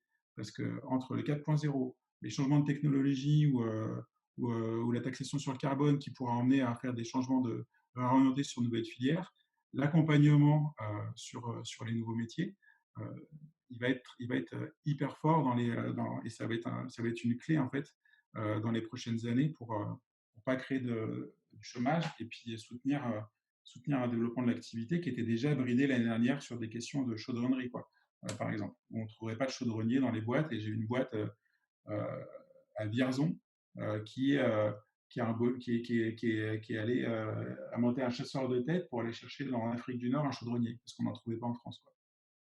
Voilà. Ou des courtiers ou couturières qu'on ne trouvait pas pour faire des matelas il y a 2 ans à Limoges. Et euh, du coup l'entreprise livrait mal, elle ne tenait pas son plan de production. Donc ouais, la question des compétences va être clé. Et, oui, voilà. Et quand on compare aussi la Suisse et l'Allemagne, quand on voit aussi la notion, les filières techniques et l'alternance, qui sont très développées dans ces pays-là, avec une vraie fierté euh, du métier de l'industrie, c'est aussi quelque chose qu'il faut développer, sachant que c'est des métiers qui payent en moyenne 20% que les métiers de service à diplôme équivalent. Donc normalement, il y a tout aujourd'hui pour créer cette attraction vers l'industrie. C'est plus propre, il y a la techno. On voit des jeunes qui développent des technos aujourd'hui, qui développent des applications dans l'usine parce que l'Excel, ça les embête. C'est un potentiel d'innovation incroyable dans l'industrie pour un patron industriel qui a 50 ans, de voir un petit gars qui dit écoute, ton Excel, j'en ai pas besoin, j'ai fait un Airtable, regarde ma tablette, moi je passe pas 3 heures sur mon fichier Excel, j'ai tout de suite connecté et ça fonctionne. Donc il y a tout un champ aujourd'hui. L'industrie n'a jamais été aussi prête qu'aujourd'hui pour réattirer des jeunes dans l'industrie, innover, etc. Par contre, faut l'étincelle, il faut que ça se déclenche, quoi. Et les territoires peuvent jouer ce rôle-là, notamment par leur ambition et la vision qu'ils vont donner dans les prochaines années à leur territoire. Et par rapport à ce que vous venez, de parler, une question, est-ce que le VTE, donc le volontariat territorial, d'entreprise, pourrait être une des réponses aux problématiques, de recrutement à votre avis? Je pense qu'elle est déjà, enfin, pour le coup, ouais, nous, on connaît bien ce dispositif. David Macheneau, qui est un associé d'OPO, l'avait porté avec vous d'ailleurs. Caroline, on a eu la chance de vous avoir pour témoigner sur ce sujet-là lors d'une conférence qu'on avait fait l'année dernière. Et oui, parce il y a beaucoup d'ingénieurs, ou pas ingénieurs d'ailleurs, d'écoles de commerce qui connaissent pas le monde de la PME. Et alors que le monde de la PME, c'est un monde incroyable, quoi. Vous pouvez toucher à tout, c'est hyper dynamique, c'est un vrai boulot d'entrepreneur, c'est très humain, c'est technique, c'est business. Donc vous trouvez tout en fait dans une PME, toute une aventure humaine hyper passionnante. Et avec et par contre, une PME peut aller à un salon d'ingénieurs, un salon d'école de commerce. euh, donc le VTE a une vocation aussi de créer des ponts entre, entre ces jeunes générations. C'est une des solutions, ça ne va pas répondre à tout, mais en tout cas, sur moi, les exemples que j'ai vu des jeunes ingés ou de jeunes d'écoles de commerce parisiens qui ne connaissaient pas Vierzon et qui se retrouvent à Vierzon, quoi. Et ils aiment ça. Et après, ils en témoignent et c'est super. Et je pense que c'est quelque chose qu'il faut continuer à valoriser et encore plus que maintenant, parce que c'est des vraies aventures où on peut vraiment se réaliser l'industrie. Donc, voire plus que dans un groupe, dans un open space parfois, où on est un peu une goutte d'eau dans l'océan des 5 ou 10 000 salariés, quoi. Donc c'est intérêt, on apprend des choses dans ce contexte-là, mais on apprend aussi beaucoup en PME. Le VTE est un vrai levier pour ça. Vous avez chacun évoqué, donc la C'est ça. notion de système, de territoire. Vous nous avez parlé, Grégory Richat d'Amsterdam. Mmh. Du coup, comment l'émergence de ces nouvelles formes de territoires, peuvent alimenter le débat sur, quelle est la mobilisation, des territoires face à la crise? Finalement, est-ce qu'on revient, à la question, enfin au thème plutôt ancien des districts industriels, des districts italiens? Est-ce que de nouvelles formes de gouvernance, territoriale, émergent, sont en train d'émerger et peuvent être des facteurs de résilience, des territoires face à une crise telle que la crise du Covid? Je vous laisse, la parole. Ben, c'est vrai quand on regarde un petit peu la dynamique des territoires en France, on a des dynamiques très hétérogènes et on a certains territoires, alors c'est toujours ceux enfin, qu'on prend en exemple, hein, comme le bocage vendéen par exemple, qui ont des dynamiques très positives, qui créent de l'emploi avec un très faible taux de chômage, et ça ressemble plutôt pas mal à ce qu'on appelle dans la littérature les districts industriels. De manière plus générale, moi, ce que j'observe sur les territoires, c'est l'importance. Pourquoi est-ce que, mettons, un territoire comme le Bocage vendéen est plutôt dynamique? Ça se joue beaucoup dans la qualité de la gouvernance locale, en fait. On a quand même des acteurs publics et privés qui se connaissent. Les relations entre les acteurs sont très fluides et ça fait que euh, on est toujours à l'écoute des problématiques que rencontrent les entreprises et la puissance publique met en face les bonnes réponses. Donc on a à la fois un écosystème privé, on va dire, fait de relations locales, fait de confiance, de coopération, de collaboration entre entreprises, et puis des relations très fluides entre public et privé. Le problème, alors quand ça existe, ça fait justement des territoires performants, compétitifs. Le problème, c'est quand ça n'existe pas. Et on a tout un ensemble de territoires sur lesquels moi j'ai pu travailler où on s'aperçoit que les relations publiques-privées sont soit inexistantes, soit très distendues. Et quand ça n'existe pas, comment faire pour les faire émerger? Là, c'est pas simple. Moi, il me semble, j'en reviens à ce que je disais tout à l'heure sur le fait que les régions sont chefs de file dans le développement économique, que les régions rédigent des contrats de développement économique, d'innovation, d'internationalisation, donnent des aides aux territoires. Je pense que les régions, en tant que chefs de file, peuvent essayer de faire des aides octroyées, des mécanismes d'incitation pour que les territoires qui le font insuffisamment identifient un peu mieux, fassent un travail plus approfondi de diagnostic, d'identification des problèmes qui sont posés aux entreprises et branchent les politiques ensuite, les politiques adaptées. Il me semble que, en tout cas là, il y a peut-être des marges de manœuvre côté puissance publique à travers les aides régionales et à travers les schémas prescriptifs des régions à destination des territoires. Voilà pour les premiers éléments de réflexion.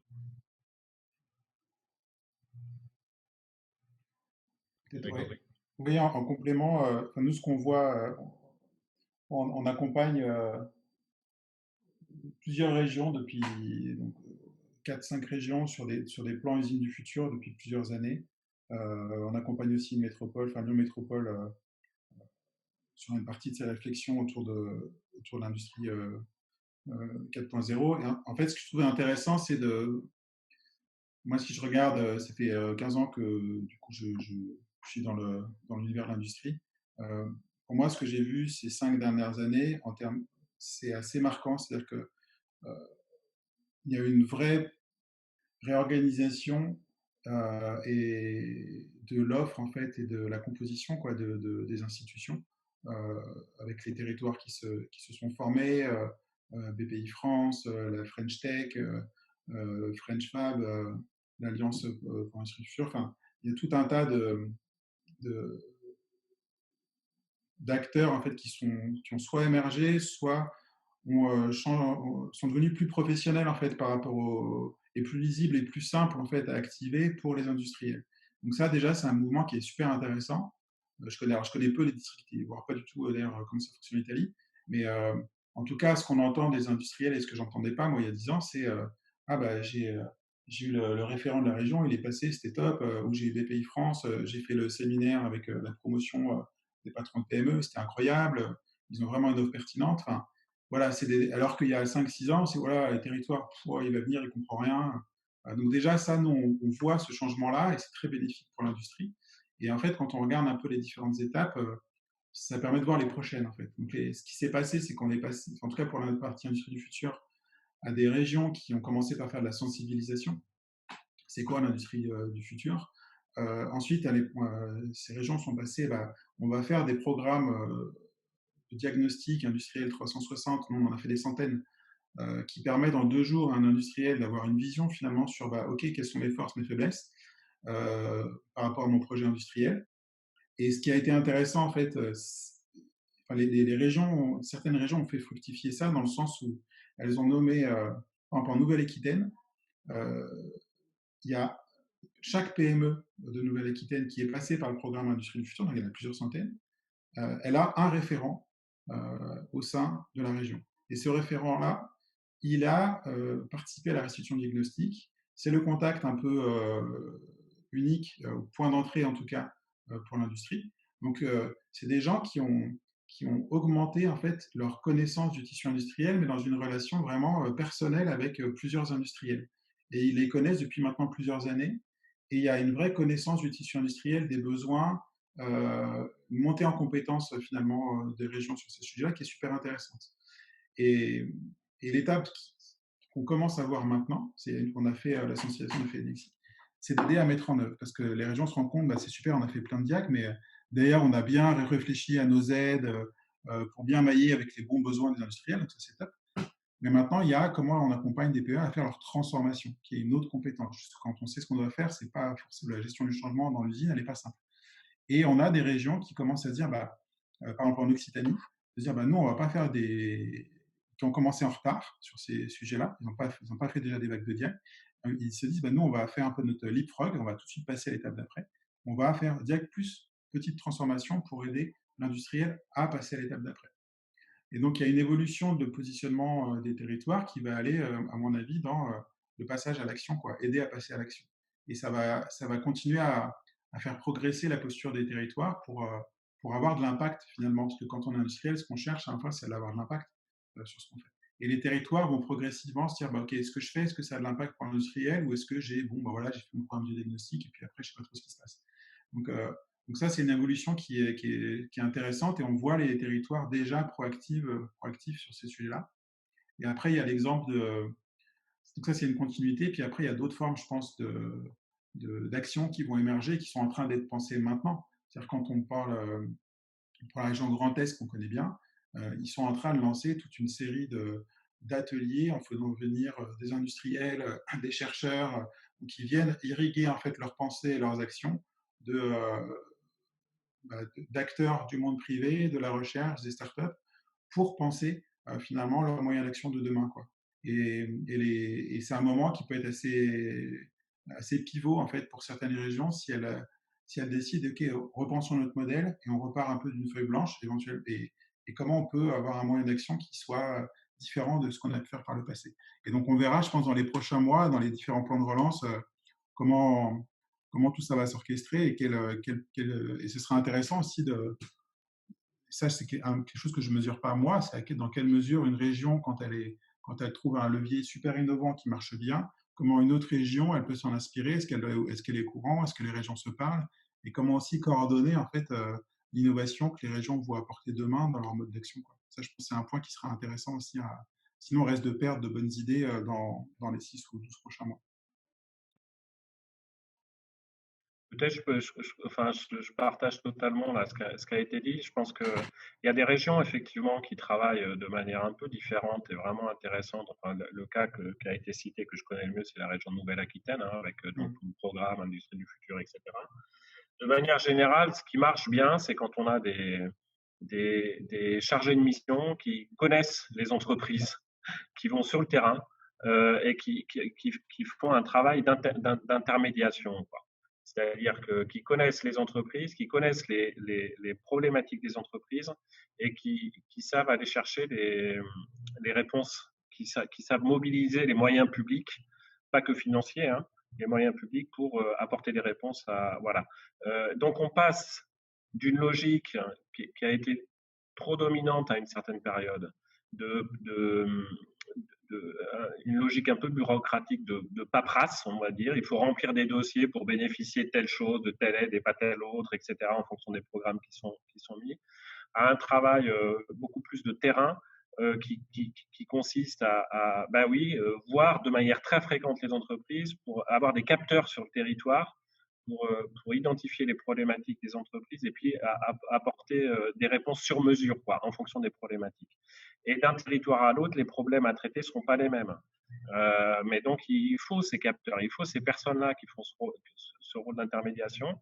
Et donc, moi, parmi les gens que j'ai trouvés effectivement les plus intéressants sur les territoires, ben, on a ces personnes qui sont chargées de mission dans les agences de développement économique, dans les agences d'innovation, etc., qui font vraiment ce travail-là. Ça me semble être une des clés essentielles, quoi.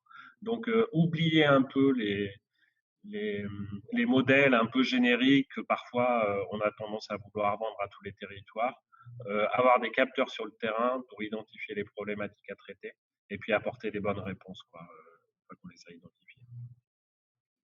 Il y a, il y a un mode complémentaire aussi à ces accompagnements. Je prends l'exemple en Auvergne-Rhône-Alpes sur la vallée de l'hydrogène.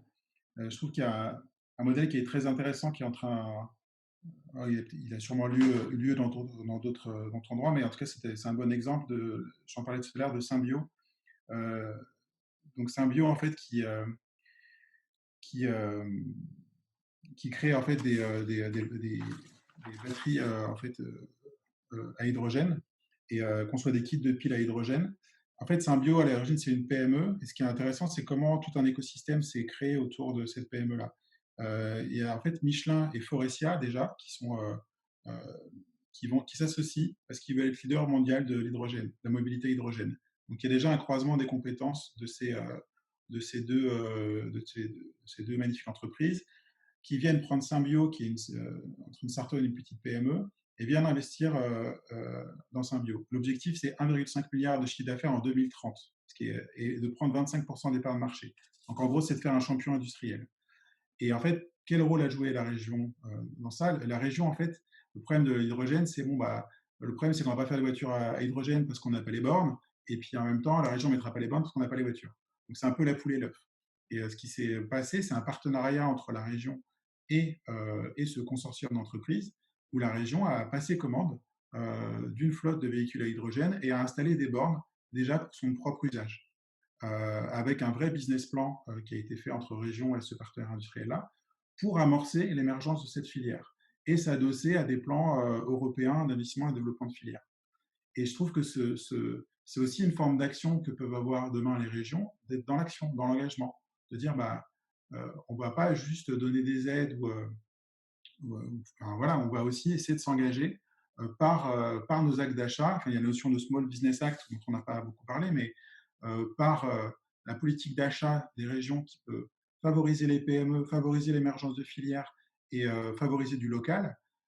Ça, c'est un vrai moyen d'action aussi, de développement du tissu industriel, de l'économie, et puis avec tout ce qui va derrière après, des compétences. Et ça, je trouve que c'est quelque chose qui peut être assez puissant.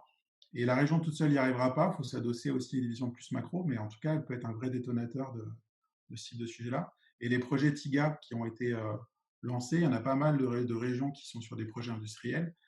Ce serait intéressant de voir comment ces projets d'expérimentation, avec un vrai investissement au niveau de l'État, demain, est-ce que ça va donner de l'essaimage? Et c'est ce qu'il faut espérer. Comment on passera à l'échelle, est-ce qu'il y aura un marché de ces projets TIGA-là? Mais c'est aussi des moyens d'action des régions qui, de fait, sortent des bureaux, comme vous dites, Olivier, pour aller sur le terrain, s'engager dans des projets et du coup demandent aussi à avoir une compréhension de l'industrie et probablement de faire venir des gens de l'industrie dans les régions pour aussi hybrider en fait ces compétences-là et ce que peuvent faire les régions de demain. Nous avions beaucoup de questions justement sur, à votre avis, quel pouvait être, le rôle, des régions. Il y a une question, qui me paraît, complémentaire, à savoir, comment s'assurer, de la convergence et de la pérennité, des actions et initiatives verticales, avec, les plans de relance d'initiatives plus horizontales au niveau des acteurs locaux, et des territoires. Sur cette question de la pérennité et du long terme. Des actions entreprises, au niveau régional. Je pense que vous venez de donner une réponse en disant qu'il faut adosser les politiques régionales peut-être à d'autres logiques. Est-ce que vous voyez d'autres possibilités? Ouais, je crois qu'on a déjà répondu un peu. Effectivement, l'idée c'est bon aller sur du structurel, quoi. Et donc moi, enfin, franchement, si je devais faire une recommandation aux régions et aux territoires, c'est investissez dans de la ressource humaine.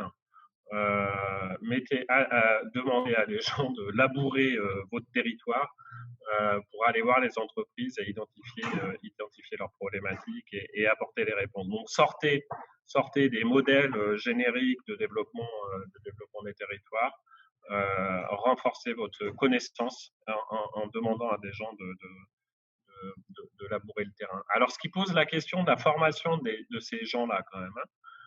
Parce que, alors c'est un peu ce que Grégory disait, une des bonnes stratégies, ça consiste à essayer d'avoir des gens qui ont une bonne connaissance de l'entreprise, euh, qui viennent de l'industrie éventuellement, et qui vont pouvoir ensuite travailler dans les collectivités. Donc on a parfois un hiatus finalement entre les compétences des gens qui travaillent au sein des collectivités, qui ont plutôt une formation en lien avec le monde des collectivités et une formation peut-être insuffisamment forte sur ce que c'est qu'une entreprise privée et encore plus dans l'industrie. Donc là, il y a peut-être parfois une difficulté qui est liée à ça, difficulté qu'on peut contourner effectivement en recrutant des gens qui ont un background quoi, dans le domaine de l'entreprise privée. En tout cas, moi, je ferai de ça la priorité numéro un. Quoi. Investir dans l'humain, en fait, investir dans l'humain, c'est quand même là où on aura le plus fort retour sur investissement. Ça, et partir sur des. Je rejoins complètement le côté terrain et investissement humain. Je pense que si plutôt que d'avoir des. Il faut des politiques globales sur la fiscalité ou autre pour avoir des effets un peu chocs sur la compétitivité. Donc, il faut garder des actions qui soient globales en s'assurant que effectivement ça va. Je crois,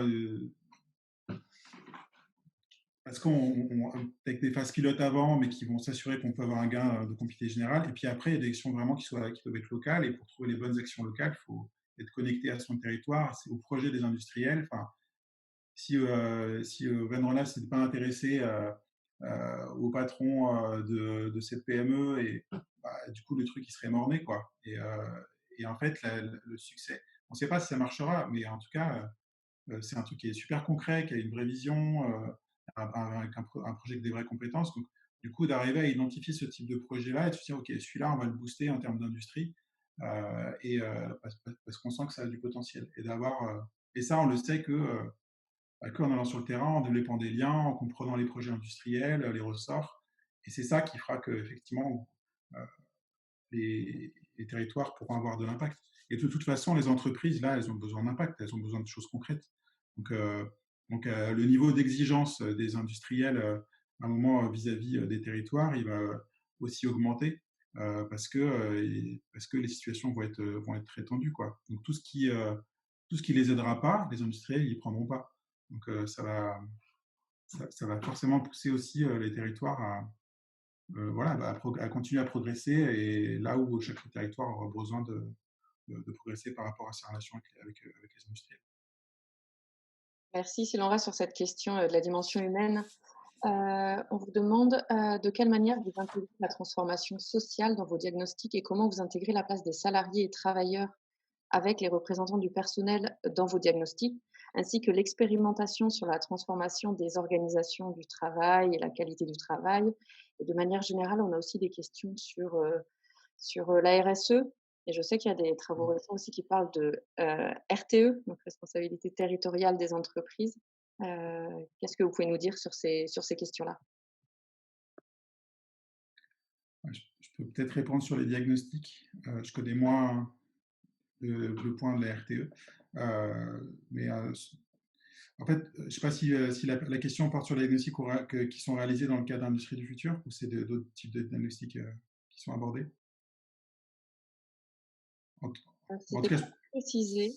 en tout cas, si on prend les diagnostics enfin, qui sont réalisés sur l'industrie du futur, en fait, dans ces diagnostics sont systémiques, dans le sens où on va regarder vraiment un système industriel, et la composante humaine, elle est clé en fait dans tout système industriel.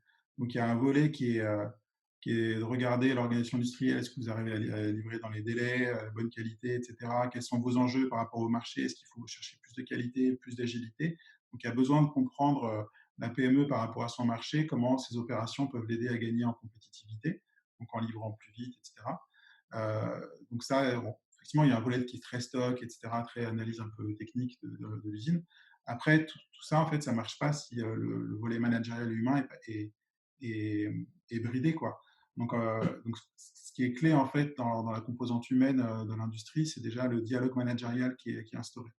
Et déjà, sur le terrain, les IRP, en général, elles sont preneurs de tout dialogue de qualité qui est rendu un peu quotidien avec les opérateurs opératrices. Est-ce qu'on vient parler de la sécurité tous les jours ou une fois par mois? Est-ce qu'on parle, est-ce qu'on sait à la fin de la journée si un opérateur ou une opératrice il a passé une bonne journée? Et une bonne journée pour un opérateur ou une opératrice, euh, c'est sa machine, elle s'est arrêtée 15 fois, elle a redémarré en deux secondes, mais c'était hyper pénible. Ça fait partie des choses qu'un patron ne voit pas forcément. Et par contre, qui va faire que la personne aura vécu une journée pourrie ou une super journée. Donc, comment on vient capter ces irritants-là? Comment on vient parler de performance aussi avec les équipes pour les responsabiliser? Est-ce que les équipes sur le terrain sont. Est-ce qu'un manager proche du terrain il peut résoudre 80% de ses problèmes ou seulement 5% de ses problèmes? S'il peut résoudre que 5% de ses problèmes, c'est terrible. C'est imaginer, vous êtes dans une maison, 90% des problèmes qu'il y a, vous êtes obligé d'appeler un technicien, un plombier, c'est invivable. Donc, comment on vient développer l'autonomie euh, des équipes sur le terrain? Et c'est ça qui donnera aussi une grande partie de l'agilité demain. Comment on vient ensuite connecter un patron avec les opérations qui, quand il fait un tour terrain, bah, il comprend les problématiques de l'usine. Souvent, on peut avoir un très bon commercial, mais qui ne comprend pas trop l'usine. Bah, comment on vient lui faire parler aussi le dialogue des opérateurs et des managers et des directeurs industriels pour mieux connecter finalement et casser un peu des silos qui peuvent être entre le terrain et la direction. Et ça, en fait, c'est clé. Et ce que sont en train de vivre beaucoup d'industriels en ce moment, c'est bah, on est obligé d'avoir des points quotidiens sur le fait de redémarrer des conditions sanitaires, réorganiser l'usine, reparler à ses clients. Donc tous les dialogues aujourd'hui sont repassés à la semaine et au quotidien. Tous les patrons avec qui on discute disent mais c'est génial, en fait on connecte avec nos opérateurs et nos opératrices beaucoup plus qu'avant. Et on se rend compte qu'il y a des gars qui trouvent des solutions. Du fait de la distanciation sociale, on ne peut plus forcément aller comme on veut dans l'usine. Donc les gars arrivent à trouver des trucs on leur allait pas laisser faire d'habitude, quoi. Donc il y a aussi un vrai développement de l'autonomie dans les équipes qu'il faut continuer à encadrer. Donc ça, voilà, c'est une dimension qui est super importante pour que un diagnostic soit pas celui du patron, mais celle de l'entreprise. Et demain, pour engager une transformation dans l'usine, il faut absolument embarquer l'ensemble des équipes. Sinon, on ne change pas la culture, en fait. On investit sur un robot, on réduit des stocks, mais la culture de l'entreprise n'a pas changé. Et la conviction qu'on a et qu'on voit, c'est que quand on a une bonne culture d'entreprise, déjà les gens restent. Donc, moi, j'ai vu des boîtes où en changeant le dialogue, bah, les intérimaires partaient au bout de 2 jours, et en changeant le dialogue sur le terrain, les intérimaires restaient. Donc c'est des facteurs pour garder les gens, cultiver l'humain, cultiver les compétences. Vous l'aurez aussi d'ailleurs dans des métropoles, si vous avez un bon dialogue avec l'ensemble des équipes, bah, les idées émergent mieux, les projets sont meilleurs. Donc voilà, c'est au centre de l'ensemble des organisations, qu'elles soient industrielles ou pas. Et sur le côté RSE, la problématique qu'il y a aujourd'hui, c'est que le RSE, c'est souvent un peu une annexe en fait des rapports autour de l'industrie. Et c'est comment mettre finalement la question de l'énergie, de la circularité, de l'empreinte des ressources, mais pas que dans l'usine, mais jusque quand on vend un produit, qu'est-ce qui se passe en fin de vie du produit pour intégrer en fait une notion d'économie de l'usage fonctionnelle, créer des boucles de réemploi. Enfin, cette logique-là qui doit être au cœur des problématiques d'environnement, aujourd'hui, elles ne sont pas forcément ou rarement portées au cœur de l'usine. Ce n'est pas un directeur industriel qui porte le RSE, ce n'est pas forcément le patron, ça peut être un directeur de développement durable ou de la com souvent. Donc le RSE n'est pas encore ou peu souvent au cœur de l'usine. Et quand c'est au cœur de l'usine, on a l'exemple d'une usine à Vaudreuil de Schneider Electric, où au quotidien, ils ont un indicateur sur les déchets, la circularité, l'énergie. Donc l'environnement est porté par les équipes directement. Et l'enjeu du RSE pour moi, c'est dans les prochaines années, c'est de transférer cette problématique-là de la com ou du développement durable au cœur des opérations, du marketing, du design des produits, euh, pour vraiment faire une transformation de l'intérieur des boîtes et pas juste euh, afficher des actions ou faire que de la réduction de l'énergie. Enfin, voilà, il faut que ça intègre la culture des boîtes au plus près des opérations. Ça, c'est une des grosses convictions qu'on a et il y a encore du chemin à faire pour y arriver. Ouais, je complète un peu parce qu'effectivement, il y a quand même des questions qui se posent. Tout à l'heure, j'évoquais le fait que c'est quand même mieux si côté collectivité, on a des gens qui sont plus sur le terrain, qui sont liés avec les entreprises, mais il y a aussi à s'interroger sur les entreprises elles-mêmes, sur leurs pratiques, sur leur vision des choses, sur leur rapport à leur responsabilité sociale, c'est sûr, et puis leur rapport au territoire. Et ce qu'on observe quand même, c'est qu'on a des choses là aussi très hétérogène, quoi. On a quand même une influence, enfin dans les travaux de recherche, ce qu'on note, c'est qu'on a une influence forte du mode de gouvernance de l'entreprise sur ses pratiques. On sait qu'une entreprise familiale, c'est pas comme une entreprise actionnariat plus classique, c'est pas comme une entreprise coopérative ou mutualiste, etc. Ce qui se passe dans l'entreprise et le rapport au territoire de l'entreprise va varier. Alors, comme on a tendance à beaucoup regarder l'Allemagne, un certain plaide aussi pour se rapprocher de ce modèle allemand. Enfin, pose la question, par exemple, de la montée au capital social de l'entreprise de certaines régions. Voilà, pourquoi pas. Pose la question aussi de la présence de salariés ou de représentants de salariés au conseil d'administration des entreprises pour faire évoluer un peu les pratiques des entreprises. Enfin, il y a un vrai sujet autour de la gouvernance des entreprises. Après, moi, ce que j'observe aussi sur les territoires, enfin, il y a un gros sujet aussi sur le rapport au territoire des entreprises. C'est pas pareil quand on a affaire à un établissement qui appartient à un groupe dont la tête de groupe est localisée ailleurs et quand on a un établissement qui appartient à une entreprise mono-régionale, on va dire, qu'un seul établissement localisé quelque part. Un des freins au développement de relations interentreprises locales qui peuvent être tout à fait bénéfiques pour l'ensemble des acteurs, un des freins, c'est le fait qu'on a affaire à des entreprises dont le siège social ou la tête de groupe se trouve ailleurs et où finalement les marges de manœuvre du responsable de l'établissement qui est localisé géographiquement, les marges de manœuvre des responsables de l'établissement sont quasi faibles pour pas dire nulles. Et que même l'idée de travailler avec les acteurs du territoire, c'est sujet tabou, enfin c'est pas question. Bon, bah ça peut être un frein énorme à ce qu'on peut faire, sur les territoires. Euh, alors qu'il y aurait, enfin, il me semble, c'est clair que l'échelon territorial est vraiment un échelon tout à fait important pour résoudre tout un ensemble de problèmes, mais parfois c'est rendu difficile par, par le fait que la prise de décision est nulle à l'échelle locale. Donc là, c'est comment on fait. C'est pas simple, c'est pas des sujets simples. C'est comment on fait pour faire évoluer ça. Là, je pense que c'est pas à l'échelon local qu'on va pouvoir faire bouger les choses. C'est peut-être à travers des réflexions et des politiques menées à l'échelle nationale, quoi, pour faire évoluer ça. Voilà. Justement, en lien avec, cette dimension un peu, extra, on va dire, territoriale, donc au-delà de la connaissance terrain, est-ce que les collectivités ne devraient pas investir dans des actions, missions d'attractivité du territoire, vers, l'extérieur? Oui, des relations finalement entre un territoire, entre du local et puis, des territoires qui sont situés, donc soit ailleurs en France ou même en Europe, Est-ce que, je lis cette question à une autre question, c'est, est-ce que ces territoires peuvent aussi rechercher à être attractifs du point de vue d'investissement? Vis-à-vis, d'investisseurs extérieurs, au territoire ou à l'écosystème local? Mmh. Moi, je suis toujours un peu, comment dire, je suis toujours un peu, enfin, prudent sur les politiques d'attractivité.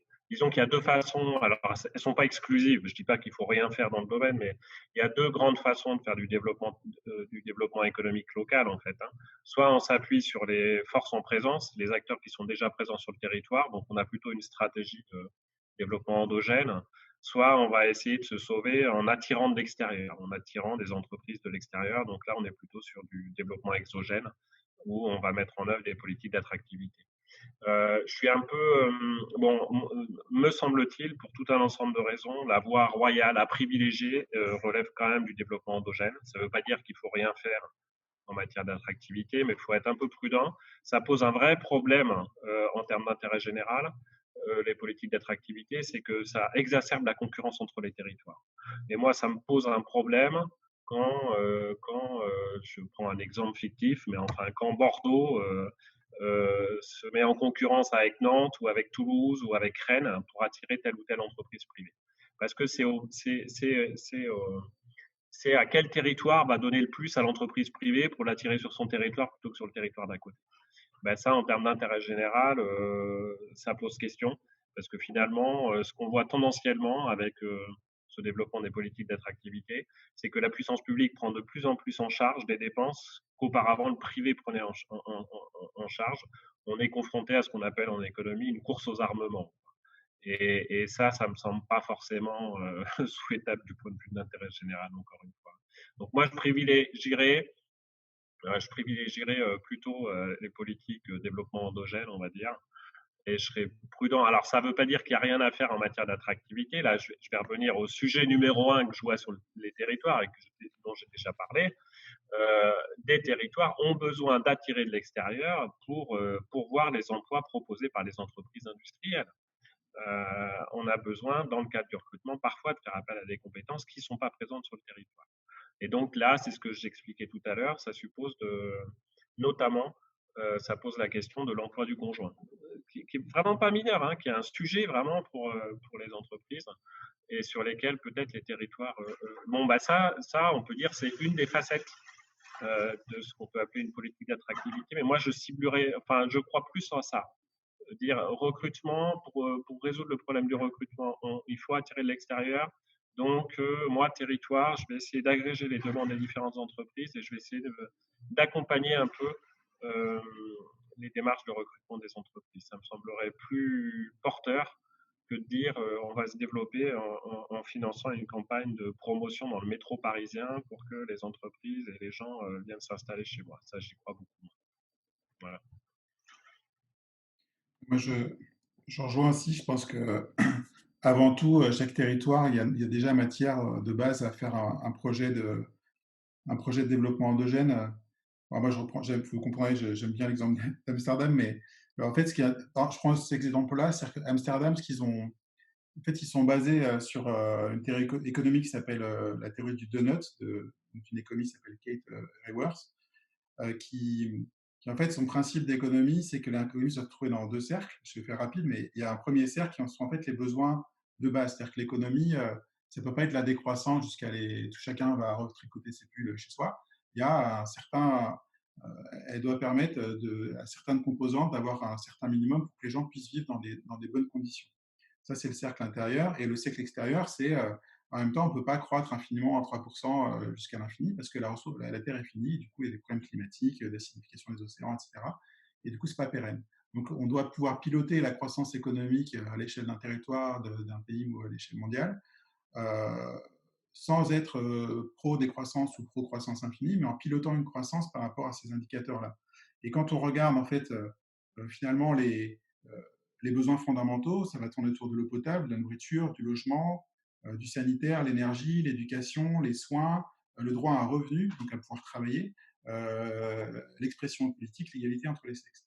Et si on prend l'ensemble de ces branches-là, ben, je pense que chaque territoire a potentiellement encore du boulot en fait pour promouvoir une vision sur les prochaines années et créer en fait sa propre politique de développement endogène. Et donc je lisais des questions sur l'écologie industrielle, mais c'est là qu'on parle de territoire, de circularité, de la santé, du logement social ou de la construction. Et ça c'est créateur d'un vrai projet de développement économique. Et donc, il faut absolument que chaque territoire puisse se doter de plans de ce type-là. Et après, un autre exemple qui est un exemple de développement exogène, qui pour moi est complémentaire, c'est si on prend l'exemple de Berlin, en fait, c'est Berlin qui accueille la Gigafactory de Tesla en Allemagne. Alors, pourquoi l'Allemagne? Parce que je pense que c'est le pays de la voiture, c'est très symbolique et Elon Musk a voulu marquer le fait qu'il allait au cœur de l'industrie européenne créer son usine, donc il y a quelque chose de très marquant. Mais après, pourquoi Berlin? Parce que Berlin n'est pas un pôle automobile. Et en fait, pourquoi Berlin? Parce que Berlin est un pôle de tech et que la vision de l'industrie de demain, c'est production plus tech, produit plus tech. Et du coup, l'attractivité que Berlin a réussi à avoir sur une grosse force qui est la technologie fait qu'il y a une giga-usine de production qui va s'implanter. Et du coup, créer potentiellement, progressivement un écosystème. Donc, je pense qu'il y a cette double articulation-là que chaque territoire doit pouvoir trouver, en fait, entre ses compétences fortes, l'écosystème qu'elle a envie de développer autour de ses pôles des compétences, et en même temps, des programmes de développement économique de base qui vont de toute façon il y a tout un tas de travail à faire en France sur la cohésion sociale, la santé, l'emploi, etc. Je pense qu'aucune région peut dire bah, moi, c'est bon, tous les besoins minimaux sont satisfaits. Quoi. Merci. On a une question concernant l'échelle de définition des politiques pour les territoires. Quels sont avis, les instances peuvent concevoir ces politiques. Quand il s'agit d'une ville, on voit bien, mais pour un territoire qui ne se résume pas à une ville, quelle est la structure de gouvernance adéquate? Et je rajouterais que cette question est d'autant plus pertinente dans le cas des territoires d'industrie qui sont définis à l'échelle, des EPCI.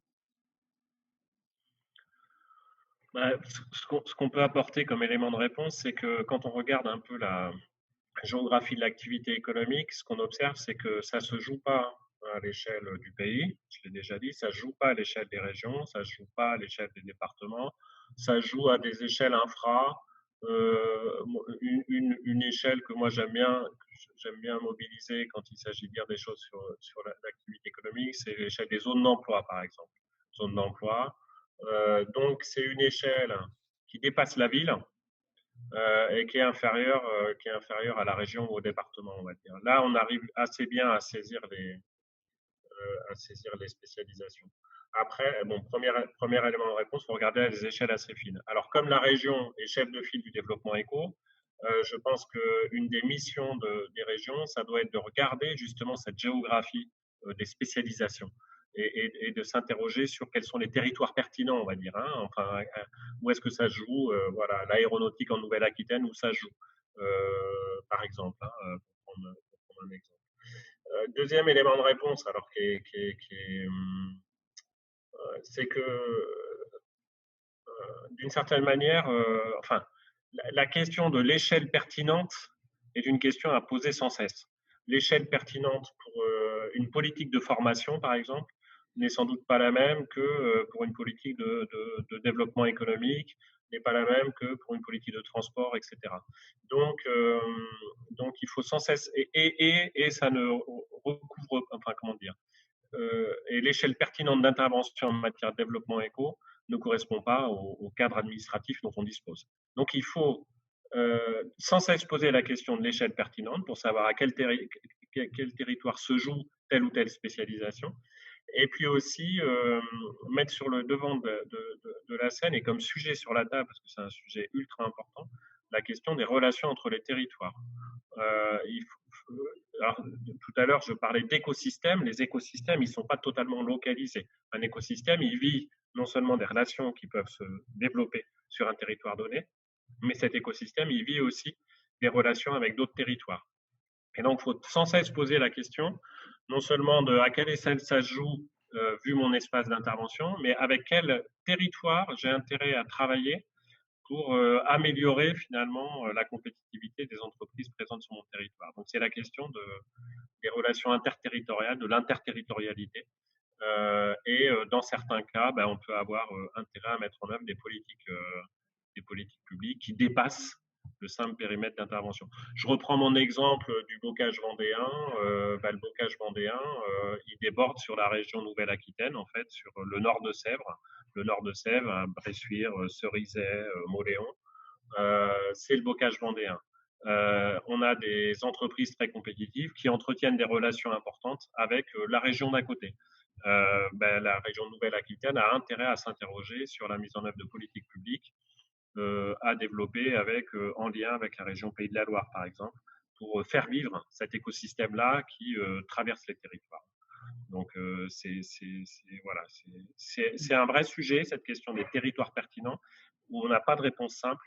Il faut sans cesse re-questionner le périmètre pertinent et puis favoriser, j'insiste vraiment là-dessus parce que c'est insuffisamment fait, favoriser tout ce qui est relations interterritoriales. Et je rejoins complètement. Je pense peut-être que ce qui peut aider, en tout cas sur le volet industriel, c'est l'exercice que plusieurs régions sont en train de faire sur la cartographie un peu des chaînes de valeur et des supply chains. Parce que c'est pas parce qu'on passe un moment à un panneau, parce qu'on change de région, que la supply chain de la région elle s'arrête. Et ça revient à faire un peu une analyse presque sans aller sur le terrain, mais très concrète sur la chaîne de valeur du territoire, elle est peut-être dépendante de la région d'à côté ou d'une autre région qui est en Italie ou pas loin ou en Europe, et de comprendre, concrètement cette architecture-là, en fait, ça permet d'avoir des leviers d'action spécifiques avec certaines régions pour créer des synergies et du développement et d'avoir et d'éviter de faire une réunion avec tous les territoires pendant 2 jours où finalement il n'y a pas de sujet concret. L'important, c'est de revenir sur des sujets concrets pour créer des vraies conditions d'action et de réalisation qui vont ensuite en enchaîner d'autres et créer finalement un maillage et un tissage en fait des différentes actions et politiques territoriales entre elles parce qu'elles auront été très pragmatiques et bâties sur des sujets concrets. Je pense que c'est des démarches en tout cas, je sais que Grand Est, par exemple, fait ce travail-là et il y a d'autres régions qui le font. Et ce sera intéressant de voir ces démarches-là vont aussi développer de l'interterritorialité. Du coup, une question qui revient, c'est, voilà, on nous parle, est-ce qu'un enjeu n'est quand même pas de développer, voilà, des coopérations, décentralisées en même temps? Mais si je fais parallèle avec l'industrie, en fait, il y a un modèle industriel qui est pour nous le plus pertinent aujourd'hui, c'est ce qu'on appelle une industrie distribuée. C'est-à-dire qu'on n'est ni localisé ni délocalisé, on est distribué. Je prends l'exemple de Lego. Lego, ils pourraient décider de tout produire leur Lego au Danemark, de faire une giga usine de Lego, etc., de concentrer tous les achats. Et ben non, en fait, Lego, ils ont des usines dans les différents pôles mondiaux où ils ont des marchés. Donc, ils ont distribué leur activité pour produire proche finalement des différents, de leurs différents marchés. Et cette notion de on ne va pas concentrer chaque territoire dans sa propre économie en vase clos, quoi. Donc, il y a besoin de distribuer. L'industrie, en plus, quand on fait n'importe quel produit, on fait un respirateur, bah, il y a plein de composants dans le respirateur. Ils ne vont pas tous être localisés sur le territoire ou la région ou la métropole. Donc, de toute façon, il y aura besoin effectivement d'avoir cette notion à la fois de force locale, mais de distribution entre les différents territoires pour avoir de la résilience demain et pour avoir de la compétitivité qui soit renforcée. Et il y a ça et le fait d'avoir un cadre aussi global. Je parlais tout à l'heure de vision qui pour moi reste en fait une énorme clé. Est-ce qu'on veut agir à nous de décider, à la France de décider si on veut doubler le PIB, quoi. Et si on veut doubler le PIB, la part du PIB industriel en France, si on veut le doubler, ben, ça va aussi drainer et alimenter, nourrir l'ensemble des régions. Donc il y a à la fois de la vision locale, de la vision globale, et il faut que tout ça arrive à s'entraîner et s'orchestrer intelligemment, quoi. Ça, il y a donc une notion effectivement de global, local, de distribution de l'énergie et d'initiatives qui est clé. Olivier ou Olga, vous voulez rajouter quelque chose? Non, non, je valide totalement, hein, enfin non, je valide. Je Après je mettrais pour quand même qu'il y ait un peu de débat entre nous, je mettrais un petit bémol quand même sur cette idée selon laquelle l'industrie serait numéro un, serait un secteur, enfin, certains chercheurs quand même dénoncent un peu parfois l'obsession industrielle. Mm. Alors je dis pas qu'il faut rien faire, mais disons qu'il faille agir sur l'activité économique. On a besoin de l'intervention publique, c'est sûr. Est-ce qu'il faut vraiment prioriser fortement et tout sur l'industrie parce que ce serait un secteur plus noble ou supérieur aux autres? Bon, Mm. là je mettrais, voilà, petit bémol en tout cas. Ça peut être discuté, quoi. Oui, oui. Alors, je ne le mets pas supérieur, mais en tout cas, on est tellement désindustrialisé en France que je me dis que Hum, c'est. Moi, j'aimerais bien qu'on se dise on est un peu moins industrialisé, mais on n'en est pas. C'est ouais, pas encore tout de suite, quoi. Mais effectivement, je pense qu'il y a mon discours se base sur le fait qu'on a un vrai retard aujourd'hui et hum, qu'il faut avoir déjà l'ambition de le combler, le retard, et pas juste de se protéger. Et, mais c'est sûr qu'il y a tellement de secteurs autour de la santé, de la culture. Enfin, en France, il y a une telle richesse qu'il faut aussi. On n'a parlé que d'industrie aujourd'hui, mais on ne parle pas du secteur de l'hôtellerie ou de la restauration sont l'industrie sont bien lotis aujourd'hui. Tous les hôtels n'ont pas repris, les restaurants n'ont pas repris, la culture n'a pas repris, pardon. Et il y a aussi tout un champ d'action des territoires. Enfin voilà, on n'a pas du tout abordé ces sujets-là, mais ça va être aussi fondamental de ne pas détruire tout ce tissu-là parce qu'on s'est confiné pendant 3 ou 4 mois, quoi. Justement pour finir, ce séminaire peut-être, revenir, bon bien sûr à la crise, sanitaire actuelle. Est-ce que vous avez, des exemples, d'actions, collectives, en cours ou qui ont réussi, pour faire face à la crise, sur les territoires? Et après une question un peu plus générale, c'est effectivement comment lier, la relance, de l'industrie, de l'économie après le covid et l'exigence, peut-être nouvelle de, sobriété, trajectoire vers, une trajectoire plus écologique? Sur la première question, moi, j'ai pas vu passer d'initiative particulière. Enfin, je pense que le sujet est devant nous, quoi, encore, hein, sur quoi faire. Euh, je me dis que cette crise, elle peut quand même, elle peut agir comme une espèce d'accélérateur de tendance passée, quoi. Il y a quand même des vrais sujets qui vont dépendre aussi de la durée. Pendant combien de temps va-t-on devoir vivre avec ce virus, quoi.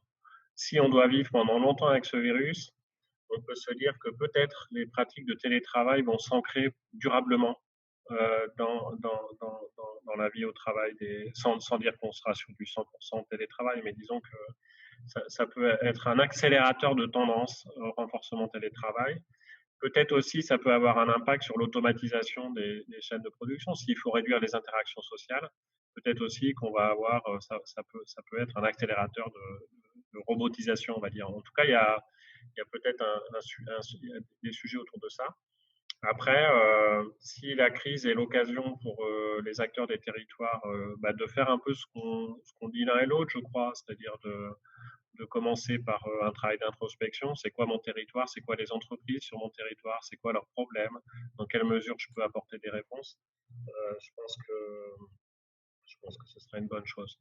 S'agissant de la deuxième question, j'ai envie de dire, là, l'avenir est ouvert, là aussi. Ce qui est sûr, hein, c'est qu'on va avoir des plans de relance à l'échelle nationale ou européenne. On peut espérer que ces plans de relance, ce soit l'occasion d'investir dans du souhaitable. Et dans le souhaitable, c'est investir dans des domaines qui vont nous permettre de créer des richesses, d'assurer la transition écologique, quoi. Donc, on peut espérer que voilà, le plan de relance, il ne va pas être indifférencié.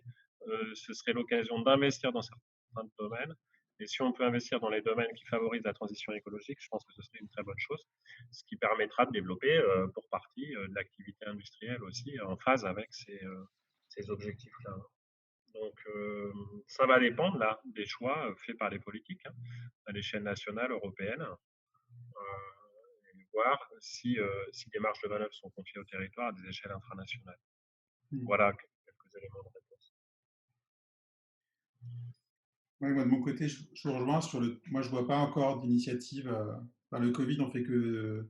Je pense qu'il y a une crise à plusieurs. Il y aura plusieurs effets. C'est comme fait qui se coule, mais il y aura plusieurs effets quoi, dans la crise. Il y a le premier effet, c'est l'arrêt de l'activité. Je pense que là, on est en train de sortir de cette crise de l'arrêt de l'activité industrielle parce que l'industrie redémarre, que les mesures qui ont été menées, qui sont ça déjà, c'est un vrai succès. Quoi. Enfin, tous les industriels qu'on croise, je dis, mais heureusement qu'il y a eu le chômage partiel qui a été déclenché tout vite, qu'il y a le prêt tout très vite, qu'il y a le prêt sur des prêts qui ont été faits par rapport à la trésorerie, etc. Moi, mon entreprise, on est 30, on est encore 25 personnes en chômage partiel. Et on a pu le déclencher en une semaine, et puis on a un prêt qui nous permet, en termes de trésor, de tenir. Quoi. Sinon, on aurait déjà licencié, en fait. Parce on a un chiffre d'affaires qui est complètement imprévisible sur ne serait-ce que. On commence à voir ce qu'on va faire en juin, mais pour l'instant, on a fait zéro les deux derniers mois. Et on a un scénario, soit on fait 20%, soit on fait 60%. C'est-à-dire qu'on en a des marges d'incertitude qui sont énormissimes. Quoi. Donc déjà, cette première phase,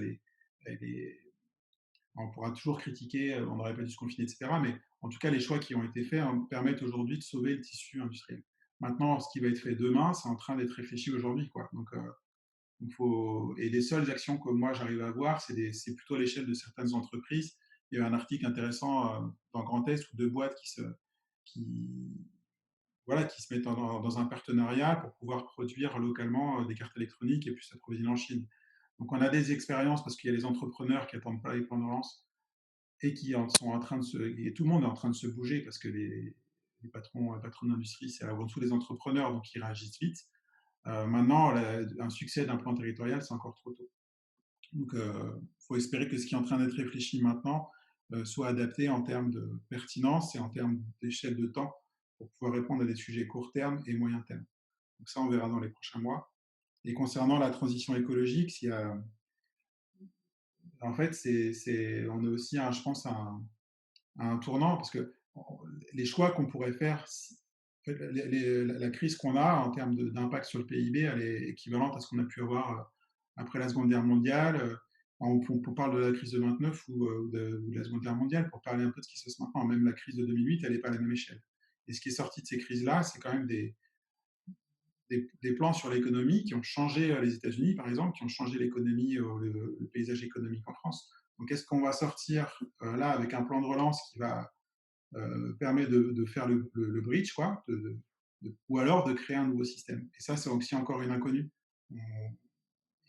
Mais c'est essentiel parce que les choix qu'on va faire dans les 18 prochains mois peuvent conditionner l'économie des 10-15 prochaines années s'il y a une ambition suffisamment forte. Et si elle n'est pas forte, on va prendre un retard qu'on va payer de toute façon. Et il y a un emballement, enfin, il y a un emballement du climat ou un dérèglement du climat et une crise sur les déchets et des ressources qui, elles, n'attendront pas. C'est juste qu'on ne voit pas l'effet, presque, même si le Covid est en partie lié finalement à notre impact sur l'environnement. Euh, mais sinon, ça se voit assez peu. Donc le risque, en fait, c'est qu'on passe à côté de ces sujets-là. Et, et je pense que c'est M. Darmaillan là, qui disait justement que la transition écologique, ça peut être un levier. Enfin, on a en France des boîtes qui pourraient devenir aussi des champions sur ces sujets-là, hein, sur l'hydrogène, sur l'énergie, sur les services. Euh, et ça peut être un moyen aussi de pas mettre à l'argent pour sauver des secteurs qui n'ont pas forcément une pérennité très forte dans le temps, mais aussi, enfin, il faut le faire pour l'emploi, mais il faut faire attention à ne pas mettre tous ses œufs là-dedans, mais aussi à mettre pas mal d'œufs sur ces nouvelles filières et ces nouveaux champions qui vont permettre aussi de construire l'avenir et pour l'emploi et pour l'environnement. C'est un vrai enjeu et il faut, pour l'instant, à titre personnel, en tout cas, je vois autant d'articles qui disent qu'on va y aller et autant d'articles qui disent qu'on n'ira pas, quoi.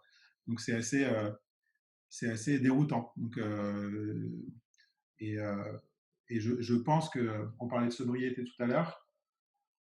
Est-ce que nous, en fait, à l'échelle du consommateur, on pourrait jouer un rôle alors, il y a peut-être beaucoup de bonnes intentions, mais demain, s'il y a une vraie crise économique, je ne suis pas sûr que tout le monde ira acheter des slips français qui sont 4 ou 5 fois plus chers ou des kawaii qui sont 10 fois plus chers qu'un kawaii chinois, quoi. Donc, il y a aussi un principe de réalité par rapport à ça. Et donc est-ce que une relance par la consommation touche ces Français, il faudrait que les prix soient alignés. Et surtout, il y a des populations qui peuvent encore se fragiliser et se paupériser par rapport à la crise.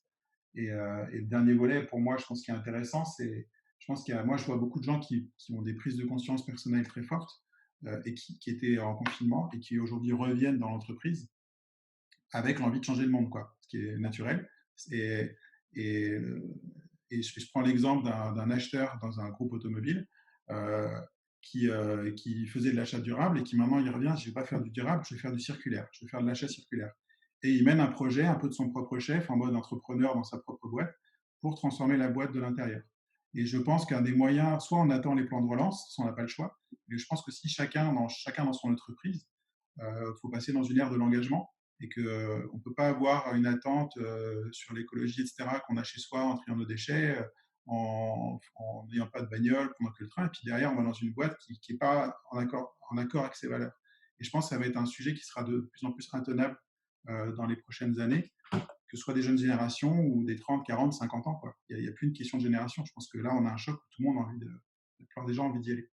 Et transformer l'entreprise par l'intérieur, je pense que ça va être en gros, faire la marche du climat, pas forcément la faire dans les rues, parce qu'on voit que ça n'a pas forcément beaucoup d'impact, mais faire une marche du climat dans sa propre entreprise pour changer l'entreprise de l'intérieur, je pense que c'est quelque chose qui probablement risque de bouger dans les prochaines années. C'est une des voies aussi de transformation de la société qu'on peut tous avoir à notre échelle.